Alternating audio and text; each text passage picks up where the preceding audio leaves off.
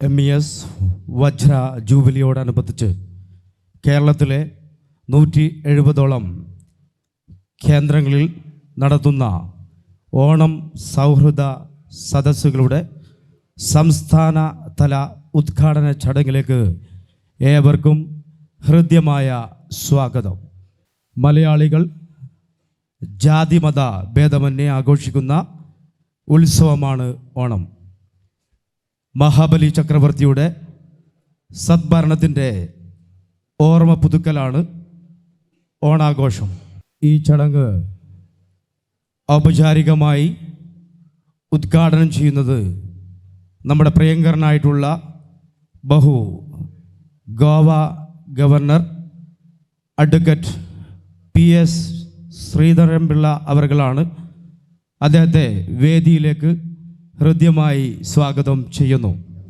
ഈ ചടങ്ങിൽ അധ്യക്ഷത പദം അലങ്കരിക്കപ്പെടുന്നത് MESൻ്റെ സംസ്ഥാന അധ്യക്ഷൻ ഡോക്ടർ PA ഫസൽ ഗഫൂർ അവർകളാണ്. അദ്ദേഹത്തെ സ്നേഹത്തോടു കൂടി വേദിയിലേക്ക് സ്വാഗതം ചെയ്യുന്നു. അതോടൊപ്പം തന്നെ നമ്മുടെ സാമൂഹിക സാംസ്കാരിക രാഷ്ട്രീയ മേഖലയിലെ നേതാക്കളായിട്ടുള്ള Shri Ahammed Devarkovil MLA, advocate PTA Rahim MLA വേദിയിലേക്ക് ക്ഷണിക്കുന്നു. Shri KK Kunhimoideen general secretary MES, Swami Vandanaroopa Jnana Thapasi Santhigiri Ashram Samoothiri പ്രതിനിധീകരിച്ചുകൊണ്ട് രാമവർമ്മ അവർകൾ, advocate PM Niyas KPC general secretary, Shrimati KP Sudheera, Shri Kamal Varadoor, K Moideen Koya, A Sajeevan, Shri PK Abdul Latheef, president MES Kozhikode ജില്ലാ കമ്മിറ്റി, ജില്ലാ സെക്രട്ടറി ATM അഷ്റഫ് എന്നിവരെ വേദിയിലേക്ക് ക്ഷണിക്കുന്നു. ദേശീയ ഗാനം.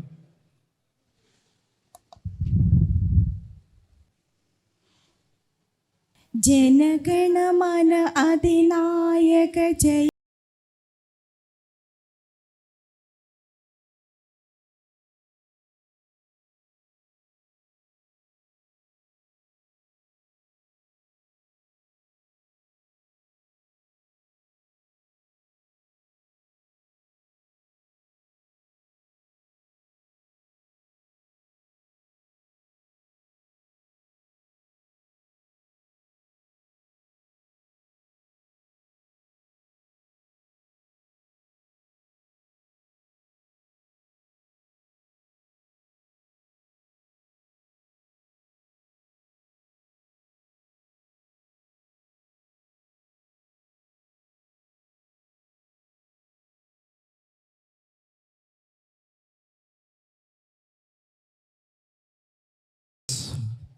ഓണം സൗഹൃദ സദസ്സിൻ്റെ സ്വാഗത പ്രഭാഷണത്തിന് വേണ്ടി MES കോഴിക്കോട് ജില്ലാ committee president Shri PK Abdul ലത്തീഫിനെ സ്നേഹത്തോടു കൂടി ക്ഷണിക്കുന്നു.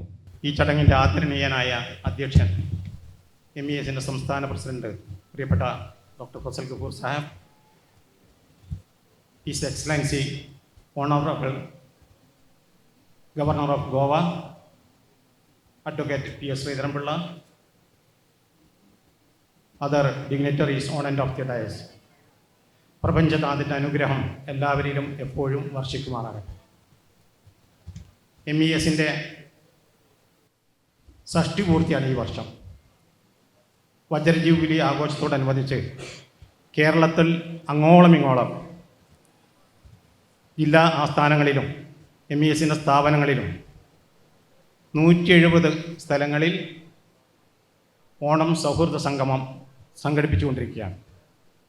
കഴിഞ്ഞ അത്തം 1 മുതൽ തുടങ്ങി തിരുവോണ നാളിൽ അവസാനിക്കുന്ന ഈ പരിപാടി സമൂഹത്തിന് നല്ലൊരു ദിശാബോധം നൽകാൻ വേണ്ടി പ്രത്യേകം MESൻ്റെ വജ്ര ജൂബിലി വർഷം തിരഞ്ഞെടുത്തിരിക്കുകയാണ്. കഴിഞ്ഞ കാലങ്ങളിലൊക്കെ തന്നെ MES ഇത്തരം പരിപാടികൾ സംസ്ഥാനത്ത് അങ്ങോളം ഇങ്ങോളം നടത്തിയിട്ടുണ്ടെങ്കിലും ഈ വർഷം അതിന് കുറേ കൂടെ പ്രാധാന്യം വന്നത് ഞങ്ങളുടെ വജ്ര ജൂബിലിയുടെ വർഷമായതുകൊണ്ടാണ്.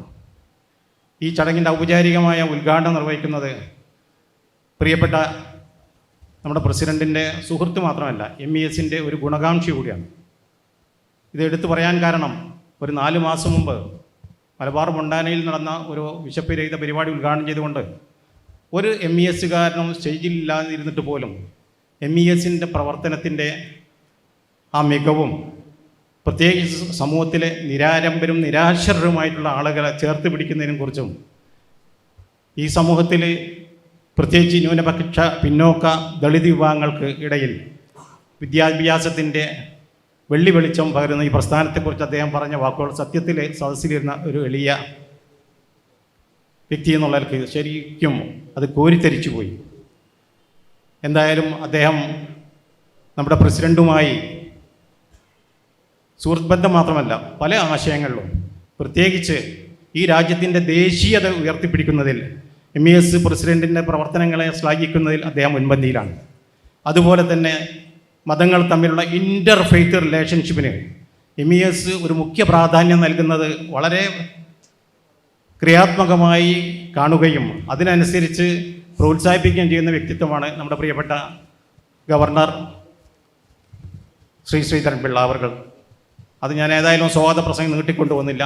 അദ്ദേഹത്തിന് ഈ സദസ്സിനോട് ഒരുപാട് കാര്യങ്ങൾ സംവദിക്കാനുണ്ട്. അതേപോലെ തന്നെ MESൻ്റെ ഈ 60 വയസ്സ് പൂർത്തിയായ സന്ദർഭത്തിൽ ഈ സമൂഹത്തിന് MES നൽകുന്ന ഒരുപാട് സാമൂഹ്യ സാംസ്കാരിക ജീവരക്ഷാ ജീവകാരുണ്യ പ്രവർത്തനങ്ങളെക്കുറിച്ച് MESൻ്റെ സംസ്ഥാന അധ്യക്ഷനും ഇത്തരം സദസ്സുകൾ സംഘടിപ്പിക്കുന്നതിന് കൂടി MES വിവക്ഷിക്കുന്ന കാര്യങ്ങളെക്കുറിച്ചും വളരെ ഗഹനമായി അദ്ദേഹം ഇവിടെ നിങ്ങളുടെ മുമ്പിൽ MESൻ്റെ സംസ്ഥാന അധ്യക്ഷൻ പറയുന്നതാണ്. ആ കാര്യങ്ങൾ തന്നെ നമ്മുടെ ഉദ്ഘാടകൻ മനസ്സിലാക്കുന്നതാണ്. അതേപോലെ MESൻ്റെ ഏറ്റവും ലളിതമായ ഈ ക്ഷണം സ്വീകരിച്ച് ഇവിടെ എത്തിയ MESൻ്റെ പ്രിയങ്കരനായ excellency governor of Goa Shri advocate PM Sreedharan Pillai സാറിനെ ഹൃദയത്തിൻ്റെ ഭാഷയിൽ നിങ്ങൾക്കെല്ലാവർക്കും വേണ്ടി MESന് വേണ്ടി സ്വാഗതം ചെയ്തു.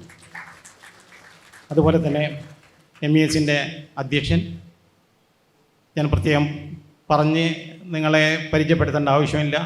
ഈ സമൂഹത്തിലെ അജ്ഞതയുടെയും അതേപോലെ അന്ധവിശ്വാസത്തിൻ്റെയും അന്ധകാരം ഒരു 60 വർഷം മുമ്പ് ഈ സംസ്ഥാനത്ത് നിലനിരുന്നപ്പോൾ പ്രത്യേകിച്ച് മലബാറിൽ വിദ്യാഭ്യാസത്തിൻ്റെ വെള്ളി വെളിച്ചം പകർന്ന ഒരു പ്രസ്ഥാനത്തിൻ്റെ ഇപ്പോഴത്തെ നെടുനായകനാണ് അദ്ദേഹം. ഒരുപാട് മാറ്റങ്ങൾക്ക് ഈ സമൂഹത്തിൽ ഒരുപാട് തുടക്കം കുറിച്ച വ്യക്തിത്വം എന്നുള്ള നിലക്ക് അദ്ദേഹത്തെയും നിങ്ങൾക്കെല്ലാവർക്കും വേണ്ടി സംസ്ഥാന കമ്മിറ്റിക്ക് വേണ്ടിയും സ്വാഗതം ചെയ്യുന്നു. പിന്നീട് ഇവിടെയുള്ള എല്ലാ ആളുകളും പേരെടുത്ത് പറയേണ്ട അതിഥികളാണ്. നമ്മുടെ മുൻ മന്ത്രിയും MLAയുമായ അഹമ്മദ് ദേവർകോവിൽ സാറ് MLA.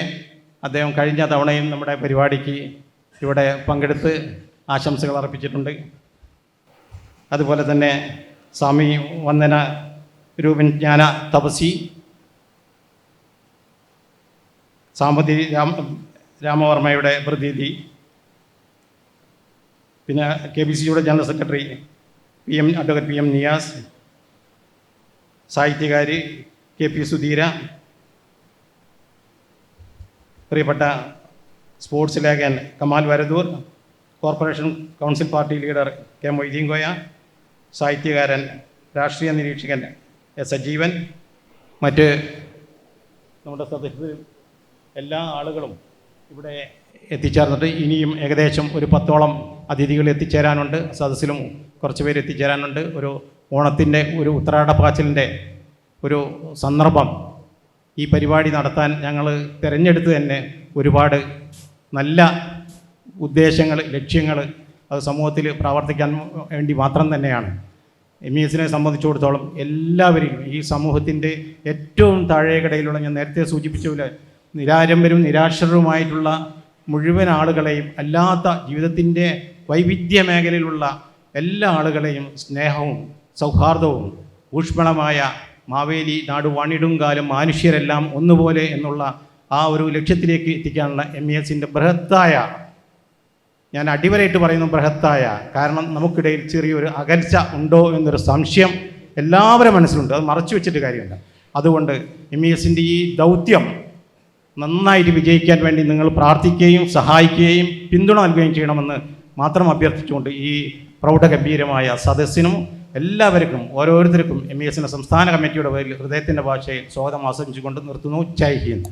സാമൂഹിക സാംസ്കാരിക വിദ്യാഭ്യാസ രംഗത്ത് കേരളത്തിൻ്റെ ശബ്ദമായി മാറിക്കൊണ്ടിരിക്കുന്ന പ്രതിഭാധരനായിട്ടുള്ള വ്യക്തിത്വം, കൈവച്ച ഇടങ്ങളിലെല്ലാം അസാമാന്യ പ്രതിഭ തെളിയിച്ച വ്യക്തിത്വം, പ്രമുഖ ഡോക്ടറും പ്രഭാഷകനും ചിന്തകനും, ചാനൽ ചർച്ചകളിൽ ഏവർക്കും സ്വീകാര്യമായ അഭിപ്രായങ്ങളിലൂടെ മുന്നോട്ട് നീങ്ങുന്ന രാഷ്ട്രീയ നിരീക്ഷകനും, MES ദീർഘവീക്ഷണങ്ങളോടുകൂടി പടം നയിക്കുന്ന MES സംസ്ഥാന president doctor PA Fazal Gafoor അവർകളെ ഓണം സൗഹൃദ സദസ്സിൻ്റെ അധ്യക്ഷ പ്രഭാഷണത്തിന് വേണ്ടി ഹൃദ്യമായി സ്വാഗതം ചെയ്യുന്നു. ബഹുമാനപ്പെട്ട എൻ്റെ സുഹൃത്ത്, MES സുഹൃത്ത്, നമ്മുടെ എല്ലാ സുഹൃത്ത്, കോഴിക്കോട്ടുകാരുടെ സുഹൃത്ത്, ബഹുമാനപ്പെട്ട ഗവർണർ ശ്രീ PS ശ്രീധരൻപിള്ള, മറ്റു വിശിഷ്ടാതികളെ, MESനെ സംബന്ധിച്ചിടത്തോളം ഓണം കൊണ്ടാടുക ഒരു പുതിയൊരു കാര്യമല്ല. എന്താ കാര്യം എന്ന് പറഞ്ഞാൽ MES എല്ലാ സ്ഥാപനങ്ങളിലും കാലാകാലമായിട്ട് അവിടുത്തെ വിദ്യാർത്ഥികൾ, അറ്റ്ലീസ്റ്റ് പകുതി വിദ്യാർത്ഥികളും പകുതി അധ്യാപകരും മറ്റു മതങ്ങളിൽപ്പെട്ടവരാണ്. അപ്പോൾ അവിടെ ഓണം കൊണ്ടാടുന്നു, ക്രിസ്മസ് കൊണ്ടാടുന്നു, ഈദ് കൊണ്ടാടുന്നു. അതൊരു പതിവാണ്. പിന്നെ എന്താ ഇപ്പം ഇതിൻ്റെ പ്രത്യേകത, എന്തുകൊണ്ട് ശ്രീധരൻപിള്ള ഇങ്ങനെ ഉദ്ഘാടനം നടത്തുന്നു എന്ന് ചോദിച്ചാൽ അതിന് മറുപടി ഞാൻ പറയാം. ഏകദേശം ഒരു 10-15 കൊല്ലങ്ങൾക്ക് മുമ്പ് ഒരു സംവാദം നടക്കുന്നു. അറിയാലോ, സംവാദം ചാനലിലവിടെ നടക്കുന്നത്. ഓണത്തിന് പങ്കെടുക്കാൻ പാടുമോ എന്ന് ഒരു കൂട്ടം ആൾക്കാർ, പങ്കെടുക്കാൻ പാടില്ല എന്നോ, അപ്പുറത്തെ അവരെ പങ്കെടുപ്പിക്കണ്ട എന്ന് പറഞ്ഞിട്ടുള്ള സംവാദം അറിയണ്ടാവും PSന്. അവരെന്തിനാ പങ്കെടുക്കുന്നത്, നമ്മുടെ ഇതല്ലേ, ഇപ്പുറത്തെ നമ്മളെന്തിനാ പങ്കെടുക്കുന്നത് എന്ന് ചോദിച്ചു. അപ്പോൾ ഞങ്ങൾ വിചാരിച്ച് ഇതിന് ഈ തരത്തിലുള്ള സംവാദങ്ങൾക്കൊക്കെ മുന്നിൽ നിന്ന് പോരാടിയാൽ ശരിയാവുള്ളൂ, അല്ലെങ്കിൽ ഇത് ശരിയാവില്ല. ഇത് പടരും ഭയങ്കരമായിട്ട്. അതുകൊണ്ട് MES എടുത്ത തീരുമാനം 100 സ്ഥലത്ത് കൊണ്ടാടും. അന്ന് തൊട്ട് നമ്മൾ 100 സ്ഥലത്ത് കൊണ്ടാടുന്നു. മനസ്സിലായില്ലേ? ഞങ്ങളുടെ സ്റ്റേറ്റ് സെക്രട്ടറിമാരൊക്കെ ഉണ്ട്, അവർക്ക് 2 പേരും ഇവിടെ ഇരിക്കുന്നുണ്ട്, VPയും സക്കീറും, അവർക്കറിയാതെ 100 സ്ഥലത്ത് നമ്മൾ കൊണ്ടാടി. അതും ടൗണിൽ പ്രമുഖമായിട്ടുള്ള ടൗൺ ഹാള്, മറ്റുള്ള കാര്യങ്ങൾ എല്ലാ ആൾക്കാരും പങ്കെടുക്കും. കേരളത്തിലെ MESൻ്റെ ആ ഓണസദ്യയിൽ പങ്കെടുക്കാത്ത ആൾക്കാർ ചുരുക്കമായിരിക്കും. പല സ്ഥലത്തായിട്ട് അവരെല്ലാവരും ഇത്തവണ അവർ പങ്കെടുത്തുകൊണ്ടിരിക്കുകയാണ്. അതിൽ രാഷ്ട്രീയം നോക്കിയിട്ടോ അല്ലെങ്കിൽ മതപരമായിട്ടുള്ള അഭിപ്രായ വ്യത്യാസം നോക്കിയിട്ടോ അങ്ങനെയൊന്നും ഇല്ല. എല്ലാവരെയും പങ്കെടുപ്പിച്ചുകൊണ്ടാണ് ഇത് നടത്തുന്നത്. അതോടൊപ്പം തന്നെ രസകരമായൊരു കാര്യം പറയാം. ഒരു 10, 20, 30 കൊല്ലങ്ങൾക്ക് മുമ്പ് ഒരു പടം വന്നു, അച്ഛനും പാപ്പയും. ആ പടത്തിൽ വയലാറിൻ്റെ ഒരു പാട്ടുണ്ട്, യേശുദാസ് പാടുന്നു. മനുഷ്യൻ മതങ്ങളെ സൃഷ്ടിച്ചു, മതങ്ങൾ ദൈവങ്ങളെ സൃഷ്ടിച്ചു, മതങ്ങളും ദൈവങ്ങളും കൂടി മനസ്സ് പങ്കുവച്ചു, മണ്ണ് പങ്കുവച്ചു, മനസ്സ് പങ്കുവച്ചു. അതിൽ ചെറിയൊരു അത് പറഞ്ഞ രസമെന്ന് വെച്ചാൽ ആ പടം റിലീസ് ചെയ്ത് നെക്സ്റ്റ് ഡേ അതിൻ്റെ പ്രൊഡ്യൂസേഴ്സിൻ്റെ വാപ്പാനൊന്ന് കണ്ട്, അല്ല നിങ്ങളിതൊന്ന് ഒരു പരസ്യത്തിൽ നിങ്ങളുടെ പേര് കൊടുക്കട്ടെ, നിങ്ങളിതിനെ എൻഡോഴ്സ് ചെയ്യണം. ഓ കൊടുത്തോളൂ. പിറ്റത്തെ ദിവസം CH മുഹമ്മദ് കോയം കൊടുക്കുന്നു. ഈ 2 കാര്യം എനിക്ക് ഓർമ്മയുണ്ട്. CH ഉണ്ട്, എൻ്റെ വാപ്പയുണ്ടെന്നുള്ളത്. ഇന്നാണെങ്കിൽ ഇതിലേതെങ്കിലും ഒരു കുരുക്കെടുത്തിടും. കുരുക്കെന്താണെന്നറിയോ? മനുഷ്യൻ മതങ്ങളെ സൃഷ്ടിച്ചു. എവിടോ അങ്ങനെ ഉണ്ടോ? മനുഷ്യ മതങ്ങളെ സൃഷ്ടിച്ചു. അങ്ങനെയാണോ? കിതാബുകളൊക്കെ ഒറിജിനലായിട്ട് തനിയെ മുകളിൽ വന്നതല്ലേ? എന്നുവെച്ചാൽ വേദങ്ങളായാലും മനസ്സിലല്ലേ, ഖുറാനായാലും ബൈബിളായാലും ഒക്കെ അങ്ങനെ വന്നതല്ലേ? അപ്പോൾ അത് സൃഷ്ടിച്ചു എന്ന് പറഞ്ഞാൽ അത് പിൻവലിക്കണം. ആര് പിൻവലിക്കണം? വയലാറ് പിൻവലിക്കണം. മൂപ്പരവിടെ ഇരിക്കണം പിൻവലിക്കാനായിട്ട്. അല്ല, എന്നാൽ നിങ്ങൾ പാടിയത് ശരിയായില്ല. ഇതാണ് കാഴ്ചപ്പാട്. അതിപ്പോൾ വിവാദം ഉണ്ടാക്കുക എന്നുള്ളതിൻ്റെ ഭാഗമായിട്ട് ഹേമ കമ്മിറ്റി പോയി കിട്ടിയപ്പോണ്ട് ഇതാ വരുന്ന അൻവർ. ഇനി അൻവർ പോയി കിട്ടിക്കാൻ വേറെ വല്ല ബമ്പറും വന്നു. ഇതാണ് സംഭവം. അപ്പോൾ അതിനൊന്നും ഞങ്ങൾക്ക് ഭയമില്ല എന്നുള്ളതിൻ്റെ തെളിവാണ് ഞാൻ പറഞ്ഞു തരുന്നത്. അങ്ങനത്തെ കാര്യങ്ങൾ ഞങ്ങൾക്ക് വലിയ പടിയൊന്നുമില്ല ഇതിനെപ്പറ്റി. പക്ഷേ അപ്പോൾ ഞങ്ങൾ തീരുമാനിച്ചു, ഇങ്ങനെയുള്ള കാര്യങ്ങൾ വരുമ്പോൾ ചേക്കുട്ടി സാഹിബ് വരും. അപ്പോൾ ഞങ്ങൾ വിചാരിച്ചു എന്തായാലും ഞങ്ങൾ മുന്നിൽ നിന്നാൽ ശരിയാവുള്ളൂ. അതിന് ഞാൻ പറഞ്ഞ മറ്റു മതസംഘടനകൾ അതിലാദ്യം പേരും ഒന്നും എതിർക്കുന്നില്ല. ഞങ്ങളുടെ മതസംഘടനകൾ ഇതിനെ കാര്യമായിട്ടൊന്നും വലുതായിട്ട് എതിർത്തിട്ടില്ല. അവരുടെയൊക്കെ ഇതിൽപ്പെട്ട വിഭാഗത്തിൽപ്പെട്ട ഒരുപാട് പേര് നമ്മുടെ ഓഡിയൻസിലുണ്ട്. ഇവിടെ മതപണ്ഡിതന്മാരെ നമ്മൾ വിളിച്ചില്ല. കാരണം വെച്ചിട്ടുണ്ടെങ്കിൽ അത് ഇനിയിപ്പോൾ അത് അവർക്കൊരു ബുദ്ധിമുട്ടുണ്ടാക്കണ്ട. പണ്ഡിതന്മാരെ വിളിച്ചിട്ട് ഞങ്ങൾ പോയി വന്നില്ല എന്നൊക്കെ ഉള്ളതുകൊണ്ട് അവർ വരാൻ തയ്യാറാണ്. കാരണം ഒരു തവണ ഹുസൈൻ മടവൂർ വരാനായിട്ട് പുറപ്പെട്ടു. ആണാണ്. അപ്പോൾ അതിന് മാത്രം വലിയ കുഴപ്പമൊന്നുമില്ല. ഓണം മതസംഘടനകളൊക്കെ കൊണ്ടാടുന്നുണ്ട്, അത് പ്രശ്നം. പക്ഷെ അവർ പരസ്യമായിട്ട് ചിലപ്പോൾ അവർക്ക് ഇങ്ങനെ മുന്നിൽ വന്ന് നിൽക്കാനായിട്ടുള്ള ഒരു മടിയുണ്ട് അവർ ചർച്ചയിൽ പങ്കെടുക്കാൻ. അപ്പോൾ അങ്ങനെയാണ് ഞങ്ങൾ ഈ തീരുമാനം. ആ തീരുമാനപ്രകാരം സ്കൂളിലും കോളേജിലും കൊണ്ടാടുന്നതല്ല, അതിന് പുറമെ പരസ്യമായിട്ട് തന്നെ അതിന് വേറൊരു മെസ്സേജ് കൂടി ഉണ്ട്. കാരണം ഞാനിതിനെ ഒരു ഹിന്ദു മതത്തിൻ്റെ ഭാഗമായിട്ട് കണക്കാക്കുന്നത്, ഞാനത് ഐതിഹ്യമായിട്ടാണ് കണക്കാക്കുന്നത്. ഇതൊരു ഐതിഹ്യമാണ്, മനസ്സില്ല. കാരണം ഞാനത് പറയാനുള്ള കാരണം ചില കാര്യങ്ങൾ ഐതിഹ്യങ്ങളാണ്. അതാണല്ലോ ശംഷീർ പറഞ്ഞത്, ഇത് കയറി പിടിച്ച് കയറുമ്പോൾ നോക്കണ്ട എന്താണ് പറയാൻ പോകണമെന്ന്. അപ്പോൾ എൻ്റെ അഭിപ്രായം എന്താ വെച്ചാൽ, originally it will start as A story, then it will become an epic, then it will become a legend, and finally it will become a myth. So മിത്തോ ഹിസ്റ്ററി എന്ന് പറഞ്ഞൊരു സാധനമുണ്ട്. മിത്തോ ഹിസ്റ്ററി എന്ന് പറഞ്ഞിട്ടുണ്ടെങ്കിൽ ഇത് ഉണ്ടോ ഇല്ലേ എന്നുള്ളത്. അപ്പോൾ ഞാനത് പറഞ്ഞതിന് വേറെ ഒന്ന് രണ്ട് കാര്യങ്ങളും കൂടെ പറയാം.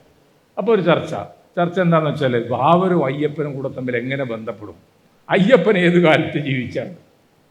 ബാബർ എന്ന് പറഞ്ഞ പഹയൻ ഉണ്ടാവാനായിട്ട് ഏതായാലും 6-ാം നൂറ്റാണ്ടിലല്ലേ ബാബർ വരുള്ളൂ. ആദ്യം നബി വരണമല്ലോ, അത് കഴിഞ്ഞിട്ടല്ലേ നമുക്ക് ബാബർ വരാൻ പറ്റുള്ളൂ. അപ്പോൾ അതിനെ പറ്റിയിട്ടൊരു തർക്കം. വേറെ ചേരമാൻ മസ്ജിദ് ആര് കൊടുത്ത്, എങ്ങനെ കൊടുത്ത് എന്ന് പറഞ്ഞാൽ അതൊരു തർക്കം. ഇങ്ങനെയുള്ള ഓരോരോ തർക്കം. അപ്പോൾ എൻ്റെ ഒരു വ്യൂ പോയിൻ്റ് എന്താ വെച്ചാൽ, ഐതിഹ്യങ്ങൾ അങ്ങനെ നിന്നോട്ടെ എന്ന്. അതൊക്കെ നല്ലൊരു ഇതാണ് കാണിക്കുന്നത്, മനസ്സിലല്ലേ? നല്ലൊരു സ്നേഹത്തിൻ്റെ സന്ദേശമാണ് ഐതിഹ്യത്തിലുള്ളത്. ഐതിഹ്യത്തിൽ ഇപ്പോൾ ബാബരുടെ സന്ദേശം, ഇപ്പോൾ തുള്ളൽ, പേട്ട തുള്ളൽ എന്ന് പറയുമ്പോൾ നാളെ കുറേ പേര് പേട്ട തുള്ളൽ നിർത്താൻ ഇതെല്ലാം പേടിക്കൊന്നും വേണ്ട, അവർ നിർത്തൂല. കാരണം മറ്റൊന്നും ലേശം ഉള്ളതുകൊണ്ട്. അപ്പോൾ അതുമാതിരി തന്നെ ചേരമാൻ മസ്ജിദാണോ കുവ്വത്തുൽ ഇസ്ലാം മസ്ജിദാണോ ഈ ഡൽഹിയിൽ ആദ്യത്തെ ഒരു സംവാദം. ഏതായാലും എൻ്റെ പോയിന്റ് ഇത്രേ ഉള്ളൂ. പൊതുവെ ഐതിഹ്യങ്ങൾ എന്ന് പറഞ്ഞിട്ടുണ്ടെങ്കിൽ നന്മയുടെ ലക്ഷ്യതാണ് കാണിക്കാറ്. തിന്മയും നന്മയും തമ്മിലുള്ള പോരാട്ടമാണ് എപ്പോഴും ഐതിഹ്യത്തിൻ്റെ ഒരു ബേസിസ് ഉള്ളത്. അപ്പോൾ ആ ഐതിഹ്യങ്ങളെ നമ്മൾ ഇല്ലാതാക്കുന്നു, അതവിടെ നിന്നോട്ടെ. അതിനെ ചുഴഞ്ഞ് എന്താ പറയാൻ കാരണം, ഓണ ഐതിഹ്യത്തിൽ ഒരിക്കൽ ഞാനും MGS നാരായണനും KKN കുറുപ്പും മാധ്യമത്തിൽ ഭയങ്കര തർക്കം. ഇത് മഹാബലിയല്ല, ഇന്നലെ ഞാൻ കണ്ടെന്ന് പറഞ്ഞു TG മോഹൻദാസ് ആണെന്നുകൊണ്ട്, ഇത് മഹാബലിയല്ല, ഇത് മാവേലിയാണ്, ഇത് മാവേലിക്കരുള്ളൊരു ചങ്ങായിയാണ്. അങ്ങനെ തർക്കം. TG അല്ല, വേറെ ആരാണ്, TGയുടെ ചാനലിലാണ് കാണുന്നത്, മനസ്സിലായോ? അപ്പോൾ ഒരു തർക്കം, മഹാബലി ഉണ്ടോ ഇല്ലയോ, അങ്ങനെ ഒരു മാവേലിയെ പറ്റിയിട്ട് ആരും പറയുന്നില്ലല്ലോ, മനസ്സിലായില്ലേ എന്നൊക്കെ പറഞ്ഞിട്ട് ഒരു തർക്കം. ആ തർക്കങ്ങൾക്കൊന്നും നമ്മൾ പോകണ്ട. ഇതൊക്കെ നല്ലതിനാണ്. ഇതെല്ലാം നമുക്കൊരു കൂടിച്ചേരൽ എന്നുള്ള, അല്ലെങ്കിൽ സ്നേഹം നമ്മൾ തമ്മിൽ പങ്കിടാനായിട്ടുള്ള വേദികളെ സൃഷ്ടിക്കണം. പിടിയിട്ടില്ലേ? വേദികളെ സൃഷ്ടിക്കണം. ആ വേദികൾ നമ്മൾ ഇല്ലാതാക്കിയാൽ പിന്നെ ഏത് വേദി ഉണ്ടാവും? അപ്പോൾ അവസാനമായിട്ട് ഞാൻ ഒന്നും കൂടെ പറഞ്ഞുകൊണ്ട് അവസാനിക്കുകയാണ്. പല പ്രതിനിധികളും ഉള്ളതുകൊണ്ട് ഇവിടെ ഇപ്പോൾ സലാം ഇരിക്കുന്നുണ്ട്. നമ്മുടെ ഈ പാട്ട് രംഗത്ത് കോഴിക്കോട്ട് എന്തെങ്കിലും നയനുണ്ട്, എന്തെങ്കിലും വർഗീയത ഉണ്ടോ? ഇല്ലല്ല. കേരള ഫിലിം ചേംബറിലെ ഇലക്ഷനിൽ ഞാൻ ജയിച്ചതാണ്, അവിടെ ഒരു വർഗീയതയില്ല. കോഴിക്കോട് വ്യാപാര വ്യവസായ ഇതിൽ വല്ല വർഗീയതയുണ്ട്. Indian medical അസോസിയേഷനിൽ വർഗീയതയുണ്ട്. അങ്ങനെ ഒരുവിധ സംഘടനകൾ നിങ്ങൾ നോക്കുകയാണ്. മലബാർ ചേംബറും കാലിക്കറ്റ് ചേംബറും കൂടെ മുട്ടാന്നല്ലാതെ, മനസ്സിലായില്ലേ? ഞങ്ങളുടെ MES കോളേജിൽ ഒരു ഭയങ്കര ഏറ്റുമുട്ടൽ, ഞാൻ പേടിച്ചു പോയി. അതൊരു വർഗീയ ശക്തികളെ ഏറ്റുമുട്ടണം അല്ല. മെക്കാനിക്കൽ സ്റ്റുഡൻസും നോൺ മെക്കാനിക്കൽ സ്റ്റുഡൻസും വീപ്പിച്ചിരിക്കുന്നത് കേട്ടിട്ട് ലോകത്തെവിടെയും കേട്ടിട്ടുണ്ട്. ഇവിടെ ഭയങ്കര ഏറ്റുമുട്ടൽ ഇന്ത്യയിൽ നടക്കുകയാണ്. അപ്പോൾ അവിടെ മെക്കാനിക്കൽ അതിൽ രണ്ടിലും എല്ലാ വിഭാഗം ആൾക്കാരും ഉണ്ട്. അപ്പോൾ അങ്ങനത്തെ ഏറ്റുമുട്ടലുകൾ കുഴപ്പമില്ല. അപ്പോൾ അത്തരത്തിലാണ് കേരളത്തിലെ ചുറ്റുപാടെന്നുള്ളതൊരു സംഭവമാണ്. രാഷ്ട്രീയത്തിൽ കുറച്ച് വർഗീയതയുണ്ട്, അതില്ലാന്ന് ഞാൻ പറയുന്നില്ല. അതിൻ്റെയും കൂടെ മൂർച്ച കുറക്കാനായിട്ടാണ് നമ്മൾ ഇത്തരത്തിലുള്ള വേദികൾ ഒരുക്കുന്നത് എന്ന് പറഞ്ഞുകൊണ്ട് ഒരിക്കൽ കൂടി നമ്മുടെ ഗവർണർ സ്വാഗതം ചെയ്യുന്നു. അദ്ദേഹത്തെ പരിപാടി ഉദ്ഘാടനം ചെയ്യാനായിട്ട് ക്ഷണിക്കുന്നു. Thank you doctor. ഗോവയുടെ 11ാമത്തെ ഗവർണർ 2021 മുതൽ ഗോവ ഗവർണറായി പ്രവർത്തിക്കുന്നു. 2019 മുതൽ 2021 വരെ മിസോറാം ഗവർണറായി പ്രവർത്തിച്ചിട്ടുണ്ട്. 2003 മുതൽ 2006 വരെയും 2018 മുതൽ 2019 വരെയും ഭാരതീയ ജനതാ പാർട്ടിയുടെ കേരള ഘടകം പ്രസിഡൻ്റായി പ്രവർത്തിച്ച സൗമ്യ മുഖം, കോഴിക്കോടുമായി ഹൃദയം തൊട്ട ബന്ധം കാത്തുസൂക്ഷിക്കുന്ന പ്രിയങ്കരൻ, നല്ല എഴുത്തുകാരനും ഒരുപാട് പുസ്തകങ്ങൾ രചിക്കുകയും ചെയ്തിട്ടുള്ള അഡ്വക്കേറ്റ് PS ശ്രീധരൻ പിള്ളയെ MES ഓണം സൗഹൃദ സദസ്സ് ഔപചാരികമായി ഉദ്ഘാടനം ചെയ്യുന്നതിന് വേണ്ടി ഹൃദയപൂർവ്വം ക്ഷണിക്കുന്നു. എൻ്റെ പ്രിയ സുഹൃത്തു കൂടിയായ MESൻ്റെ അധ്യക്ഷൻ ഫസൽ ഗഫൂർ ഉൾപ്പെടെ ഒരു 10-20 ആളുടെ പേരുണ്ടാകേണ്ട പേരെല്ലാം പറയാത്ത ഈ വേദിയിലും സദസ്സിലുമായി സന്നിഹിതരായിട്ടുള്ള വിശിഷ്ട വ്യക്തികളെ, സഹോദരി സഹോദരന്മാരെ, ഇതൊരു മീറ്റിംഗ് ആണ്. പക്ഷേ ഈറ്റിംഗ് ആണ് നമുക്ക് പ്രധാനമായിട്ടുള്ളത്, സദ്യയാണല്ലോ. അപ്പോൾ അതുകൊണ്ട് ദീർഘമായി സംസാരിക്കാൻ ഞാൻ ഉദ്ദേശിക്കുന്നില്ല. ഫസലും ഞാനും തമ്മിൽ എപ്പോഴും വളരെ പ്രധാനപ്പെട്ട പ്രശ്നങ്ങൾ വരുമ്പോൾ സംസാരിക്കാറുണ്ട്. ഏത് വിഷയത്തെക്കുറിച്ചും ആധികാരികമായി പഠിച്ച് പറയാവുന്ന ഒരാളാണ് നിങ്ങളുടെ പ്രസിഡൻ്റ് എന്നുള്ളതാണ് ഒരു പ്രത്യേകത. ഒരിക്കലും അദ്ദേഹം എന്നോട് പറഞ്ഞു, ഹിന്ദു മഹാസഭയും മുസ്ലിം ലീഗും ചേർന്ന് ബംഗാളിൽ ഒന്നിച്ച് ഭരിച്ചിട്ടുണ്ട്. അപ്പോൾ എനിക്കിത് ഒരു പുതിയ വിഷയമാണ്.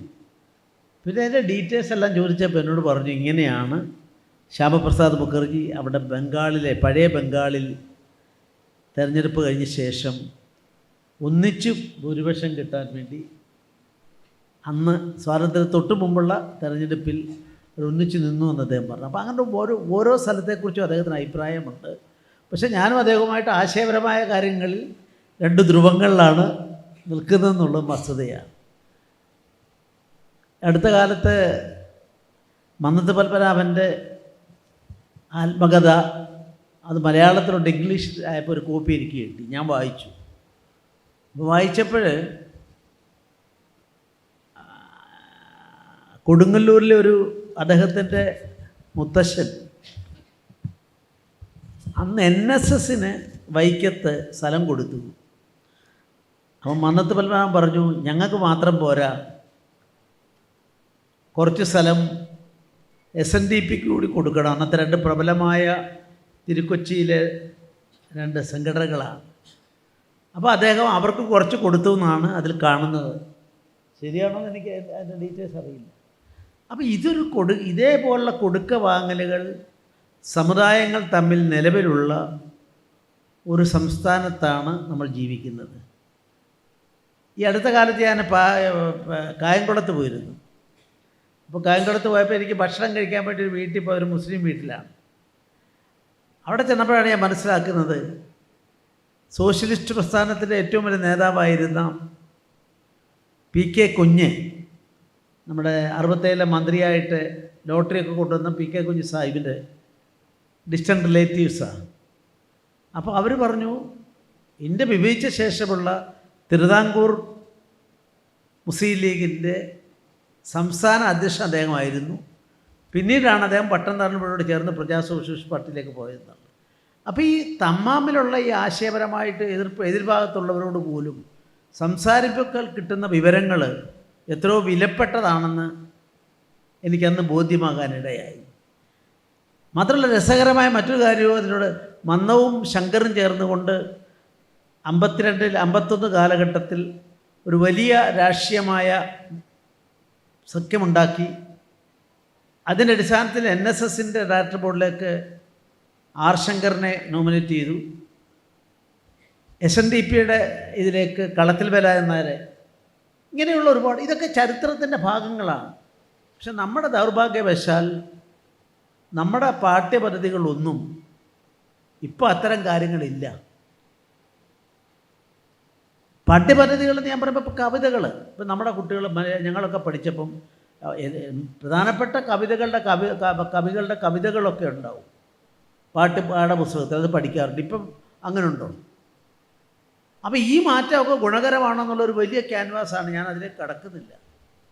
പിന്നെ ഇവിടെ പത്രപ്രവർത്തന രംഗത്തിൻ്റെ ഒട്ടേറെ ആളുകൾ സജീവനായാലും, അതുപോലെ തന്നെ മുഹമ്മദും പിന്നെ ചെക്കുട്ടിയും എല്ലാവരും ഇവിടെ ഒരു കമാൽ വരദൂർ, ഒട്ടേറെ ആളുകൾ, ഞാൻ ഇതിൽ പേരെല്ലാം ഒരുപാടുണ്ട്, വായിക്കാൻ പറ്റില്ല. മൊയ്തീൻ കോയ, പത്രപ്രവർത്തന മേഖലയോട് ബന്ധപ്പെട്ട ഒട്ടേറെ ആളുകളുണ്ട്. പക്ഷേ ഇന്നത്തെ വലിയൊരു പ്രശ്നം എന്താ വെച്ചാൽ, നമ്മൾ പറയുന്ന ഒരു പ്രസംഗത്തിൻ്റെ പൊരുൾ എന്തെന്ന് മനസ്സിലാക്കിയിട്ടല്ല പലപ്പോഴും റിപ്പോർട്ടിങ്ങിൽ വരിക. അപ്പം ഞാനിങ്ങോട്ട് വന്നപ്പോൾ എന്നോട് രണ്ടുപേരും ചോദിച്ചൊരു ചോദ്യമുണ്ട്. ഞാനൊരു പള്ളിയിൽ പോയിട്ട് ഒരു ക്രിസ്ത്യൻ ദേവാലയത്തിൽ പ്രസംഗിച്ചു, അപ്പോൾ ജനസംഖ്യയെപ്പറ്റി പറഞ്ഞു, അവിടെ എങ്ങനെയാണ് എന്ന് പറഞ്ഞു. ഞാൻ റിപ്പോർട്ട് ചെയ്യാൻ ഒരു ഇതിലുമല്ല, എതിരായിട്ടും അനുകൂലമായിട്ടും ഒന്നും ഉള്ളതിനെപ്പറ്റി ഞാൻ പറയുന്നില്ല, വസ്തുതയാണ് ഞാൻ പറഞ്ഞത്. പക്ഷെ ആ വസ്തുത പറഞ്ഞത് ജനസംഖ്യാ വർദ്ധവിനെക്കുറിച്ചല്ല ഞാൻ പറഞ്ഞത്, ബ്രെയിൻ ഡ്രെയിനിനെ പറ്റിയാണ് പറഞ്ഞത്. എൻ്റെ സ്റ്റേറ്റിൽ അവിടെ ക്രിസ്ത്യൻ പോപ്പുലേഷൻ 25% കുറഞ്ഞു. സ്വാതന്ത്ര്യം, അവരുടെ സ്വാതന്ത്ര്യം, നമ്മുടെ 47 61 അവർ ലിബറേഷൻ കിട്ടി. പോർച്ചുഗീസുകാർ പോകുമ്പോൾ 36% ഉണ്ടായിരുന്ന ആളുകൾ അത് 25 കുറഞ്ഞു. അപ്പോൾ എന്നെ ബിഷപ്പ് കാണാൻ വരും, ഒറ്റ ബിഷപ്പേ ഉള്ളൂ അവിടെ, ആകെ വേറെ ബിഷപ്പുമാരാരുമില്ല. അപ്പോൾ അദ്ദേഹത്തോട് ഞാൻ പറഞ്ഞു, നിങ്ങളിത് ആഴത്തിൽ പഠിക്കേണ്ട, പോസിറ്റീവായി എന്നുള്ളൊരു വാക്കുണ്ട്, പോസിറ്റീവായി പഠിക്കേണ്ട വിഷയമാണ്. പക്ഷേ ഈ ബ്രെയിൻ ഡ്രെയിൻ എന്നുള്ളതും ഒക്കെ അങ്ങ് മാറ്റിയിട്ട് പിന്നെ ഞാൻ മനസ്സിലാക്കുന്ന പത്രക്കാരാണോ യഥാർത്ഥത്തിൽ, അതോ ആ പള്ളിയിലെ, കേരളത്തിലെ ഏറ്റവും പഴക്കമുള്ള പള്ളിയാണ്, അൾത്താരയ്ക്ക് നേരെ വേണോ എതിര് വേണോ എന്ന് പറഞ്ഞുള്ള വലിയ തർക്കം നടക്കുകയാണ്. എന്നോടുള്ള വിരോധം കൂട്ടല്ല, അതിൽപ്പെട്ട ഒരു ജേർണലിസ്റ്റ് ഉണ്ട്, അയാളാണ് ഇതെടുത്ത് ഇങ്ങനെ ആക്കി കൊടുത്തതെന്ന് പറഞ്ഞു. ഞാനിത് പറയാൻ കാരണം അവിടുത്തെ പോപ്പുലേഷൻ കൂടിയതിനെ സംബന്ധിച്ചും വേറുണ്ട്, അതൊക്കെ പറഞ്ഞാൽ ഇപ്പോൾ ഏതെങ്കിലും മീഡിയക്കാൾ എഴുതും, അതുകൊണ്ട് ഞാൻ പറയുന്നില്ല, സ്വകാര്യമായിട്ട് ഞാൻ പറയാം. നമ്മുടെ കാസർഗോഡ് അതുപോലെ കർണാടകത്തിൽ നിന്നുള്ളവരെ ഒന്ന് ബിസിനസ്സുകാരായിട്ടൊരു പോപ്പുലേഷൻ കൂടുന്നു. അപ്പോൾ അവിടുത്തെ ആളുകളുടെ ഒരു ധാരണ മലയാളികളെ കൊണ്ടും ഈ അന്യനാട്ടുകാർ വരുന്നത് കൊണ്ടാണ് അവിടെ ഈ പോപ്പുലേഷനിൽ ഇങ്ങനെ ആയി പോകുന്നതെന്നുള്ളൊരു അഭിപ്രായം അവർക്കുണ്ട്. അവിടെ ഒരു പാർട്ടി തന്നെ രൂപീകരിച്ചിട്ട് ഗോവ ഫോർ ഗോവൻസ് ഓൺലി എന്ന് പറഞ്ഞൊരു പാർട്ടി രൂപീകരിക്കുകയും അവർക്ക് 12% വോട്ട് കഴിഞ്ഞ് നിയമസഭാ തെരഞ്ഞെടുപ്പിൽ കിട്ടുകയും ഒരു MLA തിരഞ്ഞെടുക്കാൻ സാധിക്കുകയൊക്കെ ചെയ്തപ്പോൾ അന്യനാട്ടിൽ നിന്നുള്ള ആളുകൾ ഏറ്റവും കൂടുതൽ വരുന്ന, ടൂറിസ്റ്റുകൾ വരുന്ന ഒരു പ്രദേശത്ത് അത്തരമൊരു വികാരം തെറ്റാണ് എന്നുള്ള എൻ്റെ അഭിപ്രായം ഞാൻ അവരോട് പറഞ്ഞു. അങ്ങനെ ഇതിനെയൊക്കെ ഒന്ന് കണക്കാക്കണം എന്ന് അർത്ഥത്തിലാണ് പറഞ്ഞത്. പറഞ്ഞു കഴിഞ്ഞപ്പം വേറെ പത്രങ്ങളിൽ വന്നപ്പോൾ കുറേ ആൾ വിളിച്ചു. ഞാൻ പിന്നെ ഒരു വലിയ വിശദീകരണത്തിന് പോയില്ല. വിശദീകരണത്തിന് പോയാൽ പിന്നെ അത് വീണ്ടും ഒരു വലിയ ചർച്ചയാവും. അപ്പം ബന്ധപ്പെട്ടവർ അതിനെപ്പറ്റി ആലോചിക്കട്ടെ. ഞാനിങ്ങോട്ട് പോരുന്നപ്പോൾ വേറൊരു കാര്യം കൂടി അദ്ദേഹത്തോട് പറഞ്ഞു, അതെന്നോട് ചോദിച്ചപ്പോൾ ഞാൻ പറഞ്ഞു, കേരളത്തിലെ ക്രിസ്ത്യ സമുദായത്തിൽ ഉദയംപേരൂർ സുന്നകദോസ് 1599, അതിനെ തുടർന്ന് കൂനംകുരിശ് സത്യം, ആ കുരിശിൽ സത്യം ചെയ്ത് ഞങ്ങളുടെ നാടിൻ്റെ തനിമ ഞങ്ങൾ നഷ്ടപ്പെടുത്തില്ല, വത്തിക്കാൻ്റെ ആധിപത്യം അംഗീകരിക്കില്ല എന്ന് പറഞ്ഞിട്ട് പോരാട്ടം നടത്തി സഭകൾ രൂപാന്തരപ്പെട്ടൊക്കെ വന്ന പശ്ചാത്തലത്തിലാണ് ആദ്യത്തെ നമ്മുടെ കേരളത്തിൽ നിന്നും കൊടുങ്ങല്ലൂരിനടുത്തുള്ള കരിയാത്തിൽ പിതാവെന്ന് പറഞ്ഞ ആളും അതുപോലെ ആദ്യത്തെ നമ്മുടെ യാത്രാവിവരണ ഗ്രന്ഥം എഴുതിയ ഒരു വർത്തമാന കണക്ക് പുസ്തകം വായിച്ചിട്ടുണ്ടാവില്ലേ, എഴുതിയ ഒരു തോമാ കത്തനാരും ഇവർ രണ്ടുപേരും കൂടി അവിടെ പോയപ്പോൾ അന്ന് അവിടെ വാസ്തവത്തിൽ നടന്ന ഒരു മറ്റൊരു കാര്യം, അത് ഞാൻ പറഞ്ഞാൽ വാർത്തയാകുന്നുള്ളൂ, ഞാൻ പറയുന്നില്ല, സ്വകാര്യം പറഞ്ഞുതരാം. എന്താ വെച്ചാൽ അതിൻ്റെ ചുരുക്കം ഇതാണ്: ആർക്കാണ് കേരളത്തിൽ അല്ല മറ്റു സ്ഥലങ്ങളിൽ ബിഷപ്പിനെ വാഴിക്കാൻ അവകാശം? അത് വത്തിക്കാനല്ല, മറ്റൊരു രാജ്യത്തിൻ്റെ, ഞാൻ രാജ്യത്തിൻ്റെ പേര് പറയുന്നില്ല, അവിടെയുള്ള ഒരു യൂറോപ്യൻ രാജ്യത്തിൻ്റെ രാജ്ഞിക്കാണ്. അപ്പോൾ ആ ഒരു സംഘർഷം നടക്കുന്ന ഘട്ടത്തിലാണ് ഇദ്ദേഹത്തെ നിയോഗിച്ചു. ആ നിയോഗം മാർപ്പാപ്പയ്ക്ക് അംഗീകരിക്കേണ്ടി വന്നു. പക്ഷെ മനസ്സാലെ അതിന് ചില വേദനകൾ അവർക്കുണ്ടായിരുന്നു. തിരിച്ചു വരുമ്പം ഗോവയിൽ വന്നു. ഗോവയിൽ നിന്ന് അദ്ദേഹത്തിന് പിന്നെ കേരളത്തിലെത്താൻ സാധിച്ചില്ല. സ്വാഭാവിക മരണമാണോ അല്ലയോ എന്നുള്ള ചരിത്രത്തെക്കുറിച്ച് ഞാൻ കടക്കുന്നില്ല. ഏതായാലും അതിൽ നിന്ന് രക്ഷപ്പെട്ടു വന്ന ഒരാളാണ്, ഭ്രാന്ത് അഭിനയിച്ച് രക്ഷപ്പെട്ടു വന്ന ഒരാളാണ് പിന്നീട് കേരളത്തിൽ വന്ന് ആദ്യത്തെ യാത്രാവിവരണ ഗ്രന്ഥമായ ക്രിസ്ത്യ സമുദായത്തിൻ്റെ ഏറ്റവും വലിയൊരു മാനബിന്ദുവായി പ്രാചീന കേരളത്തിൽ കാണുന്ന ഈ തോമാ കത്തനാർ എഴുതിയ ഈ കണക്ക് പുസ്തകം എന്നുള്ളത്.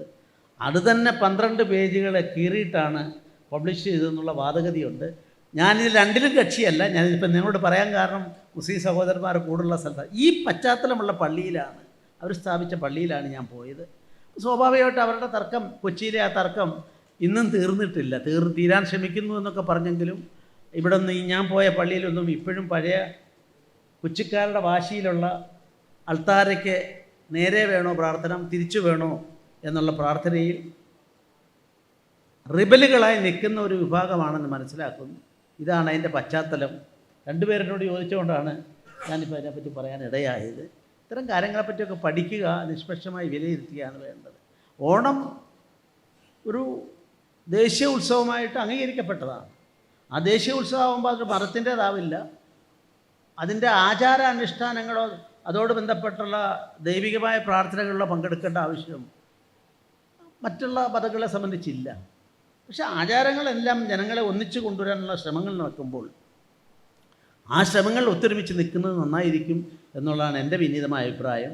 അതുകൊണ്ട് MES